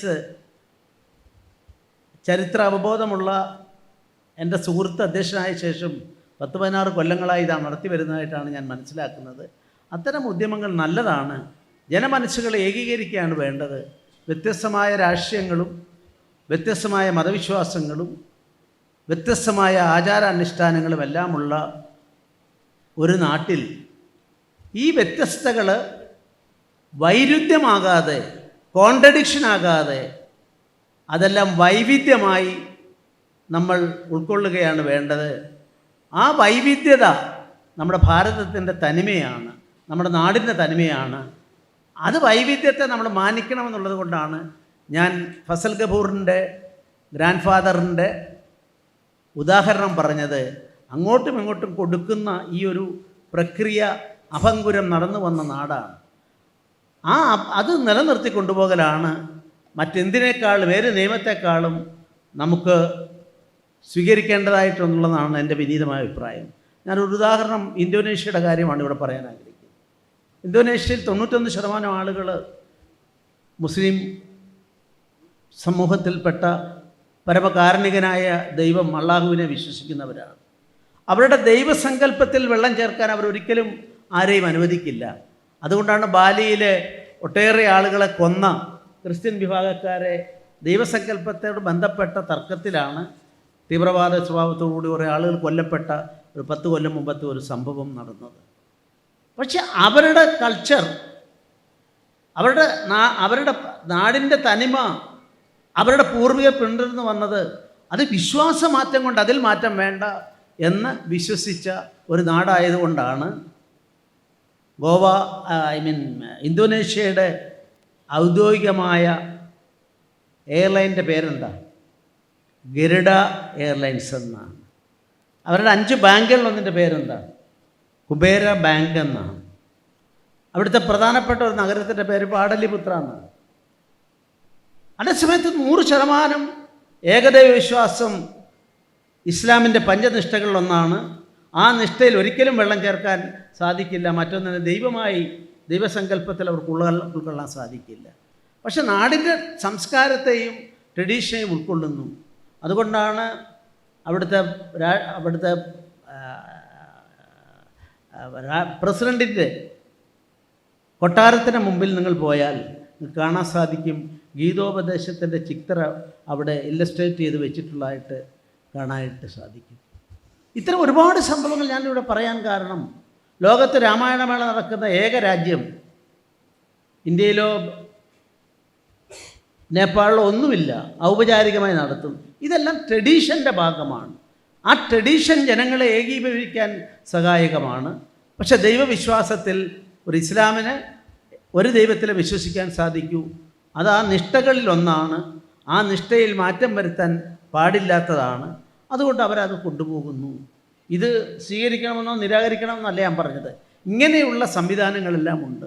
മതങ്ങളെ സംബന്ധിച്ചിടത്തോളം ഒരു മതങ്ങളും മറ്റൊരു മതത്തെ ഇല്ലാതാക്കാൻ സാധിക്കില്ല. ഒരു രാഷ്ട്രീയ പാർട്ടിക്കും മറ്റൊരു രാഷ്ട്രീയ പാർട്ടിയെ ഇല്ലാതാക്കാൻ സാധിക്കില്ല. ഒരു രാജ്യത്തിനും മറ്റൊരു രാജ്യത്തെ ഇപ്പം വർത്തമാന കാലഘട്ടത്തിൽ സാധിക്കില്ല. ആണവ യുദ്ധത്തിൽ എത്തി നിൽക്കുമ്പോൾ പാകിസ്ഥാനെ ഇല്ലാതാക്കാൻ ഇന്ത്യ പുറപ്പെട്ടാൽ അവർ ആണവശക്തിയാണ്. ഒന്ന് സ്വിച്ച് ഓൺ ചെയ്താൽ ആർക്ക് നിയന്ത്രിക്കാൻ സാധിക്കും? അതുപോലെ തിരിച്ച് ഇന്ത്യയുടെ കാര്യത്തിലും ആണവശക്തിയാണ്. അപ്പോൾ ഇങ്ങനെയുള്ളൊരു ലോകക്രമത്തിൽ സമന്വയത്തിൻ്റെ പാതയാണ് അനുകരണീയം. റഷ്യയുടെ കാര്യത്തിൽ പോലും, റഷ്യ ഉക്രൈനിൽ പോലും വാസ്തവത്തിൽ അതാണ് അവസാനമായി അവലംബിക്കാൻ പോകുന്നത്. ഞാൻ ഗവർണറായതുകൊണ്ട് എനിക്ക് അതിനെപ്പറ്റി കൂടുതൽ പറയാൻ പാടില്ല. പക്ഷേ നമ്മുടെ സമാധാനത്തിൻ്റെ ശ്രമങ്ങൾ, നമ്മുടെ നാടിൻ്റെ വിശ്വമാനവികതയിലൂന്നിയ സർവധർമ്മ സമഭാവം, എല്ലാം ധർമ്മങ്ങളാണ്, വ്യത്യസ്ത വഴിത്താരകളുടെ പോയി എത്തിപ്പെടുന്നത് പ്രപഞ്ച സത്യത്തിലേക്കാണ്. ആ സത്യമാണ് പ്രപഞ്ച നിയാതാവായ ദൈവസങ്കല്പം. അത് വ്യത്യസ്തമാവാം, വൈവിധ്യമാകാം. അതുകൊണ്ടാണ് ഞാൻ പറയാൻ ആഗ്രഹിക്കുന്നു, അദ്ദേഹത്തിൻ്റെ നാട്ടിലെ കൊടുങ്ങല്ലൂരിനെ പറ്റി ഇന്ത്യൻ പ്രധാനമന്ത്രി കഴിഞ്ഞ ഒരാഴ്ചക്ക് മുമ്പ് അദ്ദേഹം പറഞ്ഞപ്പോൾ കേരളം അവിടെ കൊടുങ്ങല്ലൂരിലെ ആദ്യത്തെ ക്രിസ്ത്യ ദേവാലയത്തെയും ആദ്യത്തെ ഇസ്ലാമിക ദേവാലയത്തെയും ഉദ്ധരിച്ചുകൊണ്ട് അദ്ദേഹം ശ്രദ്ധേയമായ ഒരു പ്രസംഗം നടത്തി. ഒരു രാജ്യം മുന്നോട്ട് പോകണമെങ്കിൽ തെരഞ്ഞെടുപ്പ് വോട്ട് ഒന്നുമല്ല പ്രശ്നം. നിയാസെ, വോട്ട് ആർക്കും വരാം. ഒരു രാഷ്ട്രീയ പാർട്ടിക്ക്, ഒരു രാഷ്ട്രീയ പാർട്ടി 100% ആളുകൾ ഒരു രാഷ്ട്രീയ പാർട്ടിയിൽ മാത്രമായാൽ ഈ രാജ്യത്തെ ജനാധിപത്യ രാജ്യം എന്ന് പറയാൻ പറ്റുമോ? ജനാധിപത്യം റൈറ്റ് ടു ഡിഫറാണ്, വ്യതിരിക്തതയ്ക്കുള്ള അവകാശമാണ്. ആ വ്യതിരിക്തതയിൽ ആരാണോ ഗവർണറുടെ മുഖത്ത് നോക്കി mister governor you are doing an wrong thing എന്ന് പറയാനുള്ള പൗരൻ്റെ അവകാശമാണ് ജനാധിപത്യം. അതുകൊണ്ടാണ് ഞാൻ പലപ്പോഴും ഇപ്പം ഇവിടെ അദ്ദേഹം സൂചിപ്പിച്ച കാര്യം ഉൾപ്പെടെ പറയുന്നു, ഇതിനെ അംഗീകരിക്കുന്നവരാണ് ഇന്ത്യയിലെ ബഹുഭൂരിപക്ഷ ജനങ്ങളും. അതുകൊണ്ട് ഒരു ബഹുമത സമൂഹത്തിൽ ഇസ്ലാം എങ്ങനെ വരണം, ഹിന്ദു എങ്ങനെയാവണമെന്നൊക്കെ ഉള്ളത് മതത്തോട് ബന്ധപ്പെട്ട ആളുകൾ കൂടുതൽ ആഴത്തിൽ ചിന്തിക്കട്ടെ. അതിൽ സമന്വയത്തിൻ്റെ അന്തരീക്ഷം ഉണ്ടാകണം. സമന്വയം ഉണ്ടാകണമെന്നുണ്ടെങ്കിൽ അൺടച്ചബിലിറ്റി ഉണ്ടാകാൻ പാടില്ല. എല്ലാവരും അങ്ങോട്ടും ഇങ്ങോട്ടും പറയുക, യോജിക്കണമെന്നല്ല ഞാൻ പറഞ്ഞത്. ഇപ്പോൾ ഞാനും നിയാസും എനിക്കിപ്പോൾ രാഷ്ട്രീയം ഇല്ലാത്തതുകൊണ്ട് ഞാൻ പറയുന്നില്ല, അല്ല BJP-ക്കാരൻ നിയാസും തമ്മിൽ നാളെ ഉണ്ടെങ്കിൽ എത്രയോ സൗഹാർദ്ദങ്ങൾ ഉണ്ടാവണം. സൗഹാർദ്ദങ്ങളുടെ അന്തരീക്ഷം ഉണ്ടാക്കേണ്ടതിൽ നമ്മൾ കൊട്ടിഘോഷിക്കേണ്ട ആവശ്യമൊന്നുമില്ല. നിയാസ് പറയട്ടെ, അവരുടെ പാർട്ടി ഓഫീസിൻ്റെ കാര്യത്തിൽ അവസാന ഘട്ടത്തിൽ വിധി വന്നു. നിയാസിൻ്റെ കൂടെ വന്ന ആളാണ്. സോണിയാഗാന്ധിക്കും രമേശ് ചെന്നിത്തലയ്ക്കും KC അബുവിനും എതിരായി ഇന്ന ദിവസം താക്കോൽ കൊടുക്കുക, അല്ലെങ്കിൽ യു ഫേസ് ദ, അങ്ങനല്ലേ ഉണ്ടായിരുന്നത്. ഞാൻ നടത്തി വിജയിച്ച ആളാണ് അവിടെ വരെ. എനിക്കതിട്ടുകൊണ്ട് കോടാനുകോടികൾ 100-200 കോടി കിട്ടാവുന്ന ഒരു ബിൽഡിങ് 63 സെൻറ്റ് സ്ഥലമാണ്. എൻ്റെ നീതിബോധം അവിടെ ഞാൻ പറഞ്ഞു, എൻ്റെ കക്ഷിയോട് വിളിച്ച് ഞാൻ പറഞ്ഞു, നിങ്ങൾക്ക് 2500 രൂപയുടെ കടബാധ്യതയായിരുന്നു ഉണ്ടായിരുന്നത്. ഇന്ന് നിങ്ങൾക്കിത് വിധിച്ചു, അന്തിമ വിധി വന്നു. എൻ്റെ കക്ഷിയുടെ ആവശ്യം, ഞാൻ ഡൽഹിയിൽ പോയി ഒരു പത്രസമ്മേളനം നടത്തിയിട്ട് ഇത് പറയണം. ശ്രീധരൻപിള്ള എന്ന രാഷ്ട്രീയക്കാരൻ അവിടെ ഡൽഹിയിൽ പോയി പത്രസമ്മേളനം നടത്തി. അന്നത് പറഞ്ഞിരുന്നെങ്കിൽ അതിലെഴുതിയിട്ടുണ്ട്, ഇത്രയും കൊല്ലം വിധിയായിട്ടും ഈ വിധി നടപ്പാക്കാനാവാത്തത് അന്നത്തെ സംവിധാനങ്ങളെല്ലാം പറഞ്ഞുകൊണ്ടാണ്. അന്നത്തെ സംവിധാനം എന്ന് പറഞ്ഞാൽ അറിയാമല്ലോ, 2011 സംവിധാനം എന്ന് പറയുന്നത്, അതിൻ്റെ നേരെ എതിർഭാഗത്തുള്ള പ്രമുഖരായ ഒരു നേതാവാണ് ഞാൻ പറഞ്ഞു, ഞാൻ ചെയ്യില്ല, നിങ്ങൾക്ക് വേറെ വക്കീലിനെ ഏൽപ്പിച്ചോളൂ, എന്ത് വേണം ചെയ്തോളൂ. വൈകാരികമായി ബന്ധപ്പെട്ടത് 2500 രൂപയുടെ കടബാധ്യതയ്ക്ക് ടെക്നിക്കലായി അറ്റാച്ച് ചെയ്യപ്പെട്ടതാണ്. ആ സമയത്ത് തന്നെ 2500 5000 കെട്ടിയത് ചെയ്യേണ്ട ആളുകൾ സാദിരിക്കോയെന്നില്ല, മറ്റേ നമ്മുടെ ഷൺമുഖ, അപ്പോട്ടെ പേരുകൾ പറയുന്നില്ല, നമ്മുടെ കോഴിക്കോട്ടെ എല്ലാ പ്രമുഖ നേതാക്കന്മാരുമാണ്. ആ സമയത്താണ് അടച്ചു കഴിയാതെ കഴിഞ്ഞാൽ അബ്സല്യൂട്ടായ പിന്നെ പറ്റുമോ എന്നുള്ള ഇന്ത്യയിലെ എല്ലാ വക്കീലുമാരെയും അവർ ഉപയോഗിച്ചു. പക്ഷേ 5000 രൂപയുടെ 2500 രൂപയുടെ കടബാധ്യതയ്ക്ക് ചരിത്രമുറങ്ങുന്ന എത്രയോ നേതാക്കന്മാരെ കൊണ്ട് അതിൻ്റെ മുറ്റത്ത് വെച്ച് എത്രയോ കഷ്ടപ്പാടിൽ അവർ വാങ്ങിയതാണ്. 72 അവർ വാങ്ങുമ്പം അന്നത്തെ നല്ല വില കൊടുത്ത് വാങ്ങിയതാണ്. അവസാനം അത് തീർത്തു കൊടുക്കേണ്ടി വന്നു. ഞാനിപ്പോൾ എൻ്റെ അറിയുന്നല്ല, അവരുടെ സോവനീർ തന്നെ എഴുതിയത് കൊണ്ടാണ് ഞാനിത് പറയാൻ ഇടയായിട്ടുള്ളത്. എനിക്കല്ലെങ്കിൽ സോണിയാഗാന്ധിയെ കണ്ടംപ്റ്റ് ഓഫ് കോർട്ട് പ്രതിയാക്കിയിട്ട് ആ ഭാഗത്ത് നിൽക്കുന്ന വക്കീലായി രാജനീതി രംഗത്തും അല്ലെങ്കിൽ മറ്റൊരു തരത്തിൽ ഉയരത്തിൽ പറക്കാൻ സാധിക്കുമായിരുന്നു. പക്ഷെ ഉയരത്തിൽ പറക്കാൻ പോകുമ്പോഴും ചവിട്ടി നിൽക്കുന്ന മണ്ണിനെ ഓർക്കണം, ജനങ്ങളെ ഓർക്കണമെന്നുള്ളത് കൊണ്ടാണ് ഞാനത് പറയുന്നത്. ഈ വിട്ടുവീഴ്ചകളാണ്.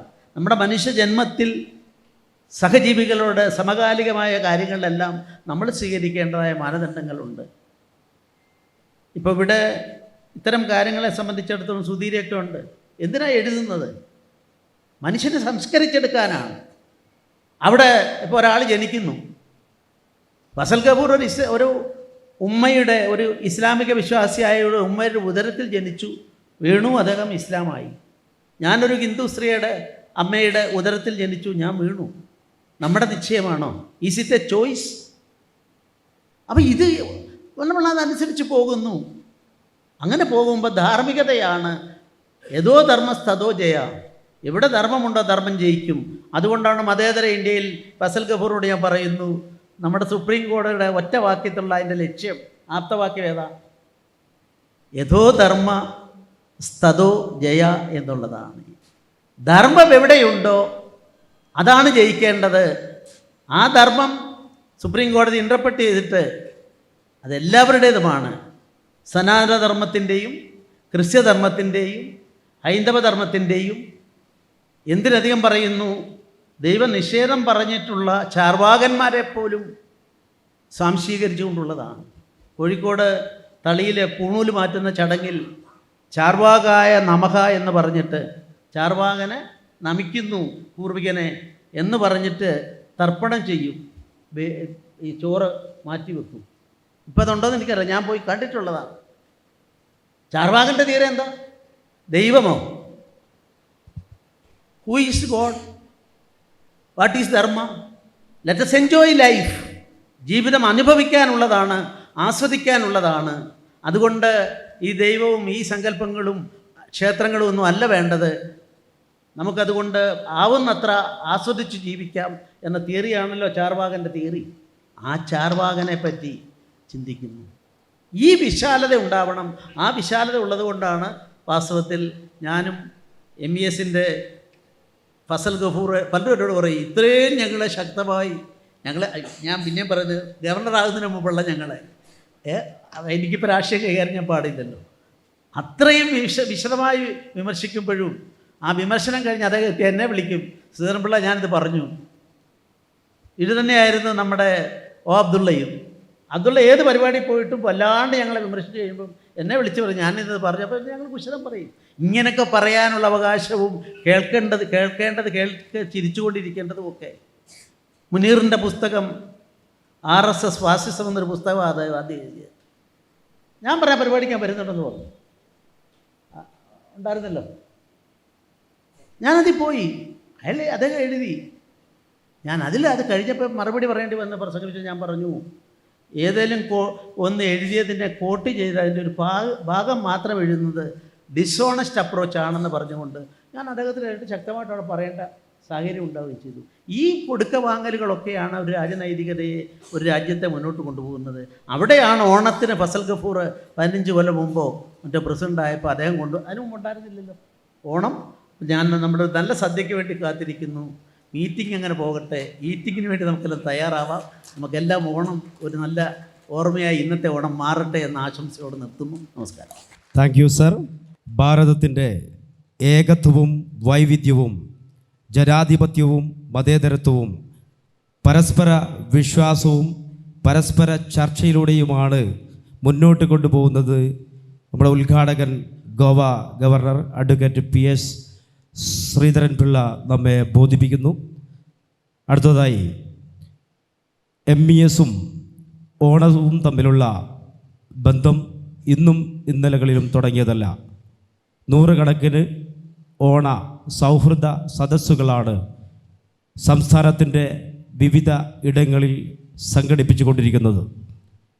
MESൻ്റെ സംസ്ഥാന general secretary Shri KK Kunhumoideen നമ്മെ അഭിസംബോധനം ചെയ്യുന്നു. ഈ യോഗത്തിൻ്റെ അധ്യക്ഷൻ MESൻ്റെ ആദരണീയനായ president doctor P. Fazal Gafoor Sahib, ഈ പ്രൗഢഗംഭീരമായ ഓണം സൗഹൃദ സദസ്സ് ഉദ്ഘാടനം ചെയ്ത ഏറ്റവും ആദരണീയനായ ഗോവ ഗവർണർ, കോഴിക്കോട്ടുകാരുടെ പ്രിയപ്പെട്ട നേതാവ് അഡ്വക്കേറ്റ് PS ശ്രീധരൻപിള്ള, വേദിയിലിരിക്കുന്ന ആദരണീയരായ വ്യക്തിത്വങ്ങളെ, സദസ്സിലെ MESൻ്റെ സംസ്ഥാന നേതാക്കൾ ഉൾപ്പെടെയുള്ള പ്രിയപ്പെട്ട സുഹൃത്തുക്കളെ, പ്രിയ സഹോദരന്മാരെ, സഹോദരിമാരെ, കേരളത്തിൽ അങ്ങോളം ഇങ്ങോളം MESൻ്റെ 140 സ്ഥാപനങ്ങളുണ്ട്. ഇതിലേറ്റവും ചെറിയ സ്ഥാപനങ്ങളിൽ ഒഴിച്ച് ബാക്കി മുഴുവൻ സ്ഥാപനങ്ങളിലും MES ഇത്തരത്തിലുള്ള ഓണ സൗഹൃദ സദസ്സുകൾ കഴിഞ്ഞ കുറച്ച് വർഷങ്ങളായി സംഘടിപ്പിക്കുകയാണ്. ഈ വർഷവും MESൻ്റെ പ്രധാനപ്പെട്ട സ്ഥാപനങ്ങളിലൊക്കെ ഓണ സൗഹൃദ സദസ്സ് സംഘടിപ്പിക്കാനാണ് സംസ്ഥാന കമ്മിറ്റി തീരുമാനിച്ചിരിക്കുന്നത്. മാത്രമല്ല, ജില്ലാ ആസ്ഥാനങ്ങളിൽ പൊതുസ്ഥലത്ത് സാഹിത്യ നായകരെ, സാംസ്കാരിക നായകരെ, മതേതര ചിന്തയുള്ള ആളുകളെ പങ്കെടുപ്പിച്ചുകൊണ്ട് ഇത്തരത്തിലുള്ള സൗഹൃദ സദസ്സുകൾ സംഘടിപ്പിക്കാനും സംസ്ഥാന കമ്മിറ്റി തീരുമാനിച്ചിരിക്കുന്നത്. എല്ലാ ജില്ലകളിലും വളരെ ഭംഗിയായി ഇത്തരം പരിപാടികൾ നടന്നുകൊണ്ടിരിക്കുകയാണ്. കേരളത്തിലെ സാമൂഹ്യ സാംസ്കാരിക സാഹിത്യ രംഗത്തെ പ്രഗത്ഭരായ ആളുകൾ അവിടെയൊക്കെ പങ്കെടുക്കുകയാണ്. MES ഇങ്ങനെ ഓണ സൗഹൃദ സദസ്സുകൾ നടത്തുമ്പോൾ നെറ്റിചൊളിക്കുന്ന ചില ആളുകളുണ്ട്. ആ സമുദായത്തിനകത്ത് നിന്ന് തന്നെയുണ്ട്. MESൻ്റെ കാഴ്ചപ്പാട് ഇത് ഏതെങ്കിലും ഒരു ആചാരത്തിൻ്റെ ഭാഗമായിട്ടല്ല, മറിച്ച്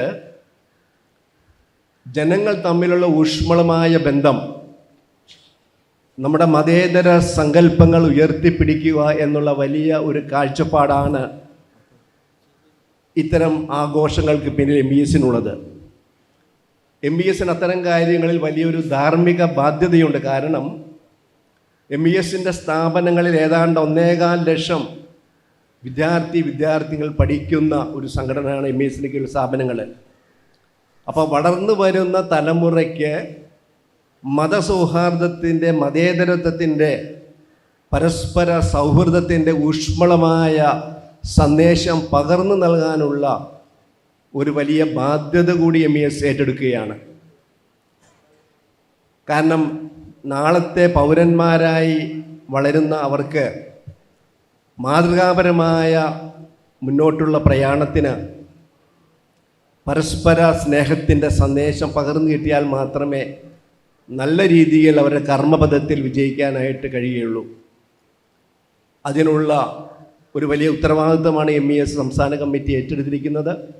വിവിധ ജില്ലകളിലെ ജില്ലാ കമ്മിറ്റികൾ, വിവിധ ജില്ലകളിലെ സ്ഥാപന മേധാവികൾ, സ്ഥാപനങ്ങളുടെ ഭാരവാഹികൾ ആ വലിയ ചുമതല ഏറ്റെടുത്തുകൊണ്ട് വളരെ ഭംഗിയായി ഈ 10 ദിവസം കൊണ്ട് സംസ്ഥാനത്തുടനീളം പ്രൗഢഗംഭീരമായ ഇത്തരം ജനകീയ സദസ്സുകൾ സംഘടിപ്പിച്ചിട്ട് മുന്നേറുകയാണ്. MESൻ്റെ 60ാം വാർഷികം ആഘോഷിക്കുന്ന ഈ വേളയിൽ കണ്ണൂരിൽ നിന്നും തിരുവനന്തപുരം വരെയുള്ള ഒരു സാംസ്കാരിക പൈതൃക യാത്ര നടത്താനാണ് കഴിഞ്ഞ ദിവസം കൂടി MESൻ്റെ സംസ്ഥാന കമ്മിറ്റി തീരുമാനിച്ചിരിക്കുന്നത്. കാരണം സാംസ്കാരിക രംഗത്ത് പുതിയ തലമുറയെ കേരളത്തിൻ്റെ പൈതൃകം മനസ്സിലാക്കി കൊടുക്കാൻ, പഠിപ്പിച്ചു കൊടുക്കാൻ കൂടിയുള്ള വലിയൊരു സന്ദേശമാണ് MES ഏറ്റെടുത്തിരിക്കുന്നത്. അങ്ങനെ വൈവിധ്യങ്ങളായ സമയം പരിമിതമായതുകൊണ്ട് ഞാൻ ദീർഘിപ്പിക്കുന്നില്ല. അങ്ങനെ വൈവിധ്യമായ പരിപാടികൾ ഏറ്റെടുത്തുകൊണ്ടാണ് MESൻ്റെ 60ാം വാർഷിക പരിപാടിയുമായിട്ട് MES മുന്നോട്ട് പോകുന്നത്. അത്തരം പരിപാടികളിലൊക്കെ നിങ്ങളുടെ സാഹിത്യ രംഗത്തെ, സാംസ്കാരിക രംഗത്തെ, രാഷ്ട്രീയ രംഗത്തെ നെടുനായകത്വം വഹിക്കുന്ന മുഴുവൻ ആളുകളുടെയും ഊഷ്മളമായ പിന്തുണയും സഹായവും സഹകരണവും ഉണ്ടാകണം എന്ന് അഭ്യർത്ഥിച്ചുകൊണ്ട് എല്ലാവർക്കും ഊഷ്മളമായ അഭിവാദ്യങ്ങൾ നേർന്നുകൊണ്ട് ഓണാശംസകൾ അർപ്പിച്ചുകൊണ്ട് നിർത്തുന്നു. നന്ദി, നമസ്കാരം, Jai Hind. Thank you sir. MESൻ്റെ ഉറ്റ സുഹൃത്തും മുൻ തുറമുഖ പുരാവസ്തു വകുപ്പ് മന്ത്രിയും INL സംസ്ഥാന കമ്മിറ്റി പ്രസിഡന്റുമായിട്ടുള്ള ശ്രീ അഹമ്മദ് ദേവർകോവിൽ MLA അവർകളെ ഈ ചടങ്ങിന് ആശംസ അറിയിക്കുന്നതിന് വേണ്ടി ഹൃദയപൂർവ്വം ക്ഷണിക്കുന്നു. ബഹുമാനായ അധ്യക്ഷൻ MESൻ്റെ പ്രസിഡന്റ് ഡോക്ടർ ഫസൽ ഗഫൂർ, ആദരണീയനായ ഗവർണർ ശ്രീധരൻ പിള്ള, മറ്റ് വിശിഷ്ട അതിഥികളെ, സുഹൃത്തുക്കളെ, സന്തോഷകരമായ ഒരു ചടങ്ങിലാണ് നാം സംബന്ധിച്ചു കൊണ്ടിരിക്കുന്നത്. കേരളീയർ എല്ലായിടത്തും ഓണം ആഘോഷിച്ചു കൊണ്ടിരിക്കുകയാണ്.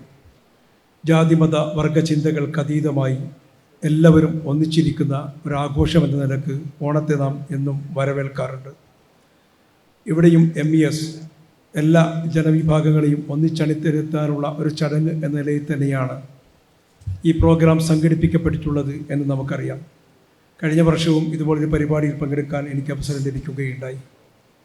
മനുഷ്യനെ മനുഷ്യനായി കാണാനും അവൻ്റെ പ്രശ്നങ്ങളെ പ്രശ്നങ്ങളായി കാണാനും അത് പരിഹരിക്കാനുമുള്ളിടത്ത് ജാതിമത വർഗ ചിന്തകൾക്ക് സ്ഥാനമില്ലെന്ന് പ്രഖ്യാപിക്കാൻ ഓരോ ആഘോഷങ്ങൾക്കും സാധിക്കുന്ന ഒരു സംസ്ഥാനമായി കേരളത്തിന് വളരാൻ സാധിച്ചിട്ടുണ്ട് എന്നത് ഏറെ ചാരിതാർത്ഥ്യകരമാണ്. ഇവിടെ പെരുന്നാളും ഓണവും വിഷുവും ക്രിസ്മസുമൊക്കെ ഒന്നിച്ച് ആഘോഷിക്കാൻ നമുക്ക് സാധിക്കുന്നുണ്ട്. ഇന്ത്യയിലെ എല്ലായിടത്തും അല്ലെങ്കിൽ ലോകത്തെല്ലായിടത്തും ഇതുപോലെയുള്ള സുന്ദരമായ ഒരു ദിനരാത്രങ്ങൾ വിരിയുമാറാകട്ടെ എന്ന് ആശംസിച്ചുകൊണ്ട് ഈ പരിപാടിക്ക് സർവ്വവിധ ആശംസകൾ അർപ്പിച്ചുകൊണ്ട് ഞാൻ അവസാനിപ്പിക്കുന്നു. നന്ദി. Thank you sir. ശാന്തിഗിരി ആശ്രമവും MESുമായിട്ടുള്ള ബന്ധം അഭേദ്യമാണ്. സ്വാമി വന്ദനരൂപൻ ജ്ഞാനതപസി MES ഓണം സൗഹൃദ സദസ്സിന് ആശംസകൾ അറിയിച്ചുകൊണ്ട് സംസാരിക്കുന്നു. Please sir. ഏറ്റവും ബഹുമാനനായ അധ്യക്ഷൻ ഡോക്ടർ PA ഫസൽ ഗഫൂർ, ഇതിൻ്റെ ഉദ്ഘാടകനായ ബഹുമാനനായ അഡ്വക്കേറ്റ് PS ശ്രീധരൻപിള്ള, ബഹുമാനപ്പെട്ട ഗോവ ഗവർണർ, വേദിയിലും സദസ്സിലും ഇരിക്കുന്ന ആത്മബന്ധുക്കൾ, വലിയൊരു സങ്കല്പത്തിൻ്റെ ഒരു മഹിമ കിട്ടാൻ വേണ്ടിയാണ് നമ്മളിന്ന് ഇവിടെ കൂടിയിരിക്കുന്നത്. നമുക്കറിയാം, ഭൂതകാലത്ത് ഒരു കാലമുണ്ടായിരുന്നുവെന്നും അന്ന് മനുഷ്യരെല്ലാവരും ഒന്നുപോലെ വളരെ സന്തോഷത്തോടുകൂടിയും ഒരുമയോടുകൂടിയും ജീവിച്ച ഒരു കാലത്തെക്കുറിച്ച് പറയും. അങ്ങനെ ഒരു കാലം ഇനി ഉണ്ടാവണം എന്ന് നമ്മൾ ആഗ്രഹിക്കുന്നതുകൊണ്ടാണ് നമ്മൾ ഒന്നിച്ചിങ്ങനെ കൂടിയിരിക്കുന്നത്. അങ്ങനെ ഒരു ഭാവി കാലം, വർത്തമാനകാലത്തിൽ നിന്നും ഭാവി കാലം വരുമ്പോൾ നമുക്കെല്ലാവർക്കും മതമില്ലാതെ, ജാതിയില്ലാതെ, വലിപ്പ ചെറുപ്പമില്ലാതെ നമുക്കൊന്നിച്ച് ഒരു ധർമ്മത്തിൽ ജീവിക്കാനുള്ള അറിവ് നമുക്കുണ്ടാവണം. അതിനുള്ളൊരു ബോധം നമ്മുടെ ഇടയിൽ വളർന്നു വരേണ്ടതാണ്. നമുക്കെല്ലാം അറിയാം, കേരളത്തിൻ്റെ ഒരു ബഹുമാനനായ ഒരു സന്യാസിയായിരുന്നു ചട്ടമ്പി സ്വാമികൾ. അദ്ദേഹവും വിവേകാനന്ദ സ്വാമിയും തമ്മിലുള്ള ചെറിയൊരു സംവാദം നടന്ന സമയത്ത്, അതൊരു യോഗയുടെ മുദ്രയുമായി ബന്ധപ്പെട്ടാണെങ്കിൽ പോലും അദ്ദേഹം പഠിപ്പിച്ചിട്ടുള്ള പല കാര്യങ്ങളും അന്ന് അതൊന്നും റെക്കോർഡ് ചെയ്തിട്ടില്ലെങ്കിലും പിന്നീട് പല സ്ഥലങ്ങളിലും അവരുടെ ശിഷ്യന്മാർ സൂക്ഷിച്ചു വെച്ചിട്ടുള്ള, പന്മന ആശ്രമത്തിൽ സൂക്ഷിച്ചിട്ടുള്ള ചില ഗ്രന്ഥങ്ങൾ നമ്മൾ പഠിക്കുമ്പോൾ വളരെ അത്ഭുതകരമായ ചില കാര്യങ്ങൾ നമ്മൾ അറിഞ്ഞു. അതുകൊണ്ടാണ് ഭാരതം എല്ലാത്തിനും ഉൾക്കൊള്ളാൻ സാധിക്കുന്നുവെന്ന് പറയുന്നത്. നമ്മളൊന്ന് ആലോചിച്ചാൽ, ഇന്ന് നമ്മൾ പറയുന്ന ഹിന്ദുമതം എന്ന് പറയുമ്പോൾ അതിൽ തന്നെ ഒന്നിൽ കൂടുതൽ മതങ്ങളുടെ സങ്കരണമാണ് എന്ന് പറയുമ്പോൾ നമ്മളൊന്ന് ആലോചിച്ച് നോക്കും. അതും വ്യത്യസ്തമായ രീതിയിൽ ഉള്ള ആൾക്കാരുടെ ഒന്നിച്ചു കൂടലാണ് അതിൽ. അത് ആദ്യമായി ഉണ്ടായി എന്ന് പറയുന്ന സ്വയംഭൂ എന്ന് പറഞ്ഞ ബ്രഹ്മമതമായി. നിങ്ങൾക്കറിയാം, ഇന്ന് നമ്മുടെ ഇടയിലെല്ലാം ഹോമമായിട്ടും വലിയ യാഗമായിട്ടും, വീട്ടിൽ നിങ്ങൾ ചില വീടുകളിലൊക്കെ പോയാൽ കാണുന്ന ഈ സുദർശചക്രം പോലത്തെ കാര്യങ്ങളെല്ലാം ആ മതത്തിൻ്റെ ധർമ്മമായി. അവിടെ നിന്നാണ് ദ്രാവിഡ മതം, വേറൊരു മതമുണ്ടായത്. അത് ശിവൻ്റെ കീഴിൽ വന്ന മതമാണ്. അത് ആസ്ട്രേലിയ ബ്ലൂ മൗണ്ട് മുതൽ കാസ്പിയൻ സീ വരെ നീണ്ടു നിന്നിരുന്ന വലിയൊരു സംസ്കാരമായി. അതിനുശേഷം വന്ന മതമാണ് ആര്യമതം, അല്ലെങ്കിൽ വൈഷ്ണവ മതം. അത് കഴിഞ്ഞ് വന്ന ഒരു മതമാണ് ഇപ്പോൾ ഇതിൻ്റെ ഉദ്ഘാടകനായ പറഞ്ഞ ബുദ്ധമതം. കാർവാർഗാസ് എന്ന് പറയുന്ന സന്യാസിമാരും മുനിമാരും അവരിൽ നിന്നുണ്ടായത്. കാരണം ബുദ്ധമതത്തിൽ ഒരിക്കലും ഈശ്വരനെ അംഗീകരിക്കുന്ന ധർമ്മം ഉണ്ടായിരുന്നില്ല. അതാണ് ആന എഴുന്നള്ളത്തും പഞ്ചവാദ്യവും ചെണ്ടയൊക്കെ ബുദ്ധമത കർമ്മത്തിൽ വന്നാണ്, ആയുർവേദം വരെ.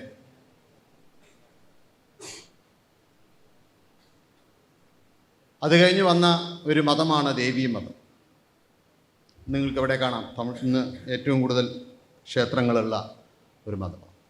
പിന്നെ ജൈനമതം. ഇവരെല്ലാം ഇന്ന് ഒറ്റക്കെട്ടായി ഈ രാജ്യത്ത് സുഖമായി ജീവിക്കും.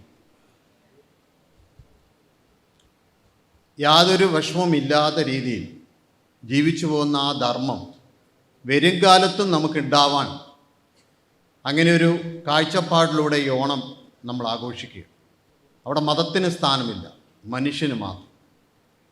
അവൻ ഏതോ വിശ്വാസമായിക്കോട്ടെ, അതിൽ നമുക്ക് യാതൊരു ധർമ്മത്തിൻ്റെയും കുറവ് വരുന്നില്ല, ഏതിലും വിശ്വസിക്കാം. പക്ഷെ മറ്റുള്ള ഒരാളുടെ സ്വാതന്ത്ര്യത്തിലും അദ്ദേഹത്തിൻ്റെ വിശ്വാസത്തിലും തടസ്സമായി നമ്മൾ വരും. അവിടെയാണ് ഇതെല്ലാം കുഴപ്പമായി വരും. അവിടെയാണ് മതങ്ങൾ തമ്മിലുള്ള പ്രശ്നങ്ങൾ വരിക. അല്ലെങ്കിൽ മതസൗഹാർദ്ദവും മതധർമ്മങ്ങളും ഒന്നിച്ചു പോകും. അങ്ങനെ ഒരു ധർമ്മത്തെ ആണ് ശാന്തിഗിരി എപ്പോഴും മുന്നോട്ട് വയ്ക്കാറ്. ഇവിടെ ഇരിക്കുന്ന പലവർക്കും അറിയാം, ശാന്തിഗിരിയുമായി അവർക്ക് അത്രയും ബന്ധമുണ്ട്. അവിടെ ഞങ്ങളുടെ സന്യാസ സംഘത്തിൽ തന്നെ എല്ലാ മതക്കാരും, അവിടെ മതത്തിന് സ്ഥാനമില്ല. കാരണം അറിവ് നേടിയവന് പിന്നെ മതമില്ല. ഞാനും വെളിയിൽ വന്നു കഴിഞ്ഞാൽ ഈ രാജ്യം തന്നെയാണ് ഉദാഹരണമാണ്. ഏകദേശം 1600 രാജാക്കന്മാർ ഭരിച്ചിരുന്ന രാജ്യം ഒന്നാവുമെന്ന് പറഞ്ഞപ്പോൾ അന്ന് ആർക്കും വിശ്വസിക്കാൻ സാധിച്ചില്ല. ഇവിടെ സാമുദ്ര രാജാവിൻ്റെ പ്രതീതിയുണ്ട്, ചോദിച്ചു നോക്കാം. കൊച്ചി രാജാവും സാമുദ്ര രാജാവും തമ്മിലുള്ള ബന്ധം എങ്ങനെയാണ് നിങ്ങൾ ചോദിച്ചാൽ ഇന്ത്യ പാകിസ്ഥാനേക്കാളും മോശമായി. പക്ഷെ ഇന്ന് അതില്ല. നാളെ ഇന്ത്യ പാകിസ്ഥാനും ഇല്ലാതെ. കാരണം മനുഷ്യൻ്റെ ബോധം ആ ആവശ്യത്തിലേക്ക് ഉയർന്നു വരുമ്പോൾ അവിടെ മഹാബലിയെ പോലെ ഒരു ധർമ്മം വരികയാണ്. പിന്നെ എന്തില്ല അവിടെ? ഇസ്ലാമില്ല, ക്രിസ്ത്യാനിയില്ല, ഹിന്ദുവില്ല, ജൈനനില്ല, ബുദ്ധനില്ല, ശിവൻ്റെ ആൾക്കാരില്ല, ആര്യന്മാരില്ല, മനുഷ്യരും. അതിന്ന് യൂറോപ്പിലൊക്കെ നമ്മൾ കണ്ടുവരികയാണ്. അതുപോലെ ഒരു നല്ല നാളെ മനുഷ്യനെ സ്നേഹിക്കുകയും മനുഷ്യൻ്റെ ധർമ്മം വായിക്കാൻ സാധിക്കുന്ന ഒരു മഹിമയുള്ള ഒരു കാലം നാളെ ഉണ്ടാവട്ടെ എന്ന്, അങ്ങനെയുള്ള കാലത്ത് നമുക്ക് ജീവിക്കാൻ ഒരു ഭാഗ്യം ഉണ്ടാവട്ടെ എന്നും കൂടി പ്രാർത്ഥിച്ചുകൊണ്ട് എല്ലാവിധ ആശംസകളും ഈ ഓണസൗഹാർദ്ദത്തിന് പറഞ്ഞുകൊണ്ട് എൻ്റെ വാക്കുകൾ നിർത്തുന്നു. Thank you sir. സമയം അതിക്രമിച്ചതുകൊണ്ട് ആശംസാ പ്രസംഗങ്ങൾ ചുരുക്കണമെന്ന് അറിയിക്കുന്നു. അടുത്തതായി സാമൂതിരി രാജയെ പ്രതിനിധീകരിച്ചുകൊണ്ട് രാമവർമ്മ അവർകൾ നമ്മെ അഭിസംബോധന ചെയ്യുന്നു.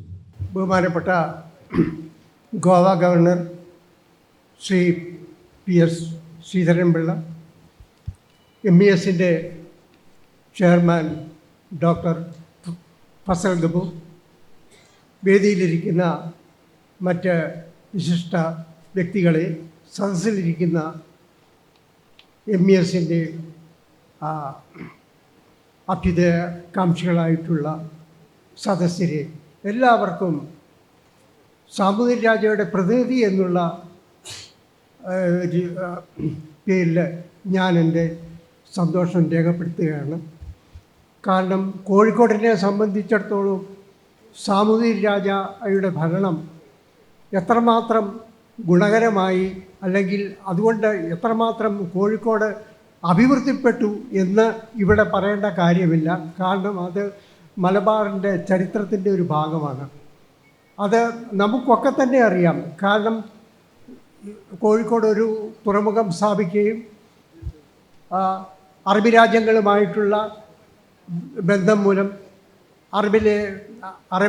അറേബ്യക്കാരായിട്ടുള്ള കച്ചവടക്കാർ കോഴിക്കോട് വരികയും ഇവിടെ നിന്നും വ്യഞ്ജനങ്ങളും സുഗന്ധ വസ്തുക്കളും അങ്ങോട്ട് കയറ്റി അയക്കുകയും പകരം അവിടെ നിന്നുള്ള സ്വർണം അല്ലെങ്കിൽ അവിടെ നിന്നുള്ള അവരുടേതായിട്ടുള്ള ഉൽപ്പന്നങ്ങൾ കോഴിക്കോട് മലബാർ ഭാഗത്ത് ഇറക്കുമതി ചെയ്യുകയും ഇതൊക്കെ ആ ഒരു നല്ല കാലത്തിൻ്റെ ഒരു തുടർച്ചയാണ് ഇന്ന് ഈ കോഴിക്കോട് നാം കാണുന്ന അഭിവൃദ്ധിയും ഐശ്വര്യവും. അതിൻ്റെ ഒരു പ്രധാന പങ്കെന്ന് പറയുന്നത് നമ്മുടെ ഈ പ്രദേശത്ത് നിലനിന്ന സാമുദായിക ഐക്യമാണ്. ഇന്ന് എല്ലാവരും മതേതരത്വം എന്നുള്ള വാക്ക് വേണ്ടിടത്തും എല്ലായിടത്തും ഉപയോഗിക്കുന്ന ഒരു വാക്കാണ്. ഞാൻ പറയുന്ന മതേതരത്വം എന്ന് വെച്ചാൽ മതമില്ലാത്ത ഒരു ജീവിതമല്ല. എല്ലാ മതങ്ങളിലും അവനവൻ്റെ മതങ്ങളെ നമ്മൾ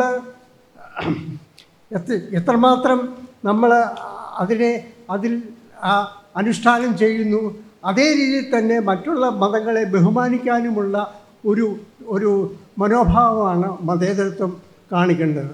അതായത് ഇവിടെ ഹിന്ദുവായിട്ടും ക്രിസ്ത്യാനിയായിട്ടും മുസ്ലിമായിട്ടും കഴിയണം. അവർക്ക് അതിനുള്ള പൂർണ്ണ സ്വാതന്ത്ര്യം ഇവിടെ ഉണ്ടായിരിക്കണം. അതാണ് നമ്മുടെ ഭരണഘടന നമുക്ക് വാഗ്ദാനം ചെയ്യുന്നത്. അപ്പോൾ അതനുസരിച്ചിട്ട് അല്ലാതെ ഈ മതമില്ലാത്ത ഒരു സമുദായം അല്ലെങ്കിൽ ഒരു സമൂഹം ഇവിടെ സൃഷ്ടിക്കലല്ല നമ്മുടെ ലക്ഷ്യം.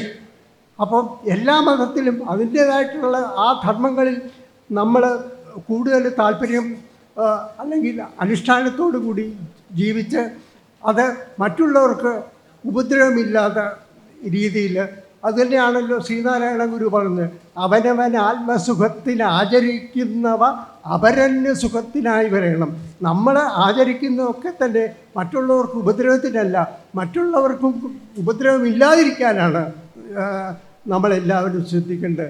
അപ്പോൾ അതുകൊണ്ട് നമ്മുടെ ഈ ഓരോ ധർമ്മത്തിലും, ഏത് ഹൈന്ദവരാണെങ്കിലും ക്രിസ്ത്യാനികളാണെങ്കിലും ജൈനരാണെങ്കിലും ബുദ്ധരാണെങ്കിലും ഇസ്ലാമികളാണെങ്കിലും എല്ലാവരും അവനവൻ്റെ ആ ധർമ്മം ഇവിടെ പൂർണ്ണമായിട്ട് അനുഷ്ഠിക്കാനുള്ള എല്ലാവിധ സ്വാതന്ത്ര്യവും നമ്മുടെ ഭരണഘടന നൽകുന്നുണ്ട്.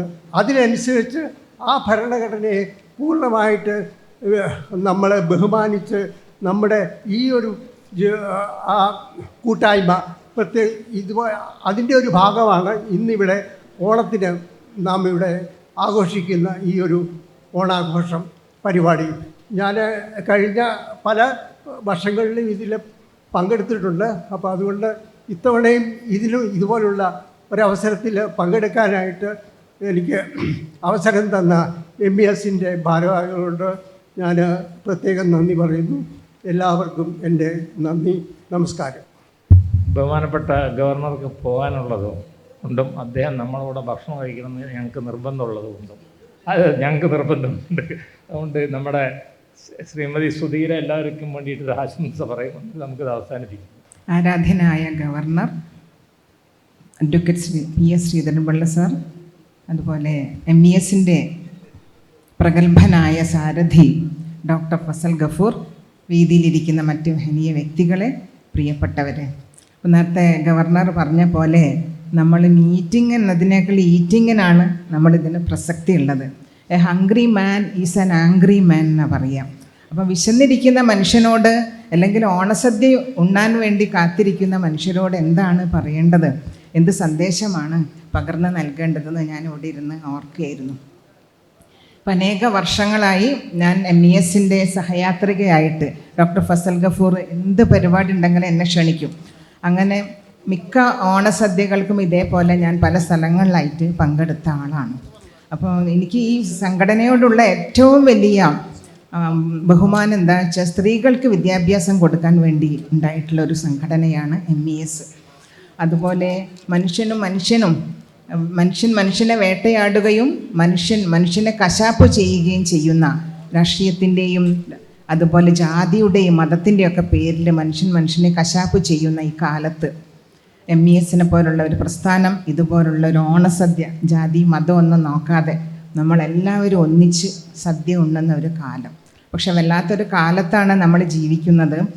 അപ്പോൾ ഇന്ന് ഞാനിവിടെ ഇരുന്ന് ആലോചിക്കുമായിരുന്നു, ഫൈസി അഹമ്മദ് ഫൈസി എന്ന് പറഞ്ഞൊരു കവി എഴുതിയിട്ടുണ്ട്, ഇസ് ബുദ്കദേ മേ മാനി കാ കിസ്സേ കരേ സവാൽ, ഇസ് ബുദ്കദേ മേ മാനി കാ കിസ്സേ കരേ സവാൽ, ആദം നെഹി ഹേ സൂറത്തെ ആദം ബഹോത്തേ യഹാം.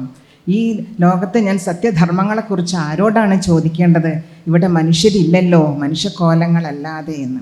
അങ്ങനെയുള്ള ചുറ്റുപാടിൽ നമ്മൾ മാനവികതയ്ക്ക് വേണ്ടി ഒരുപാട് പ്രയത്നിക്കുന്ന ആളുകളാണ് ഈ വേദിയിൽ ഇരിക്കുന്നത്. ശ്രീധരൻപിള്ള സാറ് പറഞ്ഞു തന്ന അദ്ദേഹം മാനവികതയുടെ രജത പ്രകാശം നമ്മുടെ ഉള്ളിലേക്ക് സന്നിവേശിപ്പിക്കുകയാണ് ചെയ്തിട്ടുള്ളത്. അതേപോലെ ഇവിടെ സംസാരിച്ച എല്ലാവരും ഇന്ന് ഊന്നി പറഞ്ഞിട്ടുള്ളത് മാനവികതയെക്കുറിച്ച് തന്നെയാണ്. അപ്പം നമുക്കെല്ലാവർക്കും മനുഷ്യനും കൈകോർത്ത് പോകുന്ന ഒരു കാലം തന്നെയാണ് വേണ്ടത്. കോഴിക്കോട്ടുകാർ അങ്ങനെ തന്നെയാണ് കേട്ടോ. നമ്മളെല്ലാവരും ജാതി മതമൊന്നും നോക്കി ആരെയും സ്നേഹിക്കുന്നവരല്ല. നമ്മളെല്ലാവരും ഒരേപോലെ ഒന്നിച്ച് ഒരേ മനസ്സോടെ മുന്നോട്ട് നീങ്ങുന്ന ഈ കോഴിക്കോട്ടുകാർക്ക് നല്ലൊരു ഓണം ആശംസിച്ചുകൊണ്ട് എൻ്റെ വാക്കുകൾ അവസാനിപ്പിക്കുകയാണ്. എല്ലാവർക്കും നന്ദി, നമസ്കാരം. Thank you madam. ഓണ സൗഹൃദ സദസ്സിൻ്റെ നന്ദി പ്രകാശനത്തിന് വേണ്ടി ഇതിൻ്റെ മുഖ്യ സംഘാടകന് കൂടിയായിട്ടുള്ള MES കോഴിക്കോട് ജില്ലാ സെക്രട്ടറി ATM അഷ്റഫിനെ സ്നേഹത്തോടു കൂടി ക്ഷണിക്കുന്നു. ഏറെ പ്രിയപ്പെട്ടവരെ, ഞങ്ങളുടെ ക്ഷണം വളരെ സന്തോഷത്തോട് സ്വീകരിച്ച് എല്ലാ പ്രോട്ടോക്കോളുകളും വളരെ എളുപ്പമാക്കി ഈ പരിപാടി നടത്താൻ സഹായിച്ച സന്മനസ്സ് കാട്ടിയ പ്രിയപ്പെട്ട ഗവർണർക്ക് MESൻ്റെ എല്ലാവിധ കൃതജ്ഞതയും ഹൃദയാന്തരത്തിൽ നിന്ന് രേഖപ്പെടുത്തുന്നു. എല്ലാവർക്കും സദസ്സിൽ ഒരുപാട് തിരക്കിനിടയിലും നമ്മളോട് സഹകരിച്ച് ഈ പരിപാടിയിൽ സംബന്ധിച്ച എല്ലാവർക്കും ഒറ്റ വാക്കിൽ നന്ദി പറഞ്ഞുകൊണ്ട് ഞാൻ എൻ്റെ വാക്കുകൾ ഉപസംഹരിക്കുന്നു. ജയ് ഹിന്ദ്. പ്രിയപ്പെട്ടവരെ, നമ്മുടെ അതിഥികളൊക്കെ തന്നെ ആദ്യം ഭക്ഷണത്തിന് കയറിയിരിക്കട്ടെ. നമ്മൾ ആതിഥേയർ അവർക്ക് വേണ്ട സൗകര്യങ്ങൾ ചെയ്തു കൊടുക്കണം. എല്ലാ അതിഥികളും പ്രത്യേകിച്ച് ഈ പരിപാടി ഭംഗിയായി നടത്താൻ സഹായിച്ച പോലീസ് ഉദ്യോഗസ്ഥന്മാർ, അതേപോലെ തന്നെ എല്ലാവരും ഭക്ഷണത്തിന് ഇരിക്കണം. അതിൽ ആതിഥേയരായ നമ്മൾ അതിഥികൾക്ക് സൗകര്യങ്ങളും സഹായവും ചെയ്തു കൊടുത്തുകൊണ്ട് എല്ലാവരും ഭക്ഷണം കഴിക്കാനുള്ള സംവിധാനങ്ങളും സൗകര്യങ്ങളും ഒരുക്കിയിട്ടുണ്ട്. അത് ഉപയോഗപ്പെടുത്തണം, പ്രയോജനപ്പെടുത്തണം എന്ന് മാത്രം പറയുന്നു.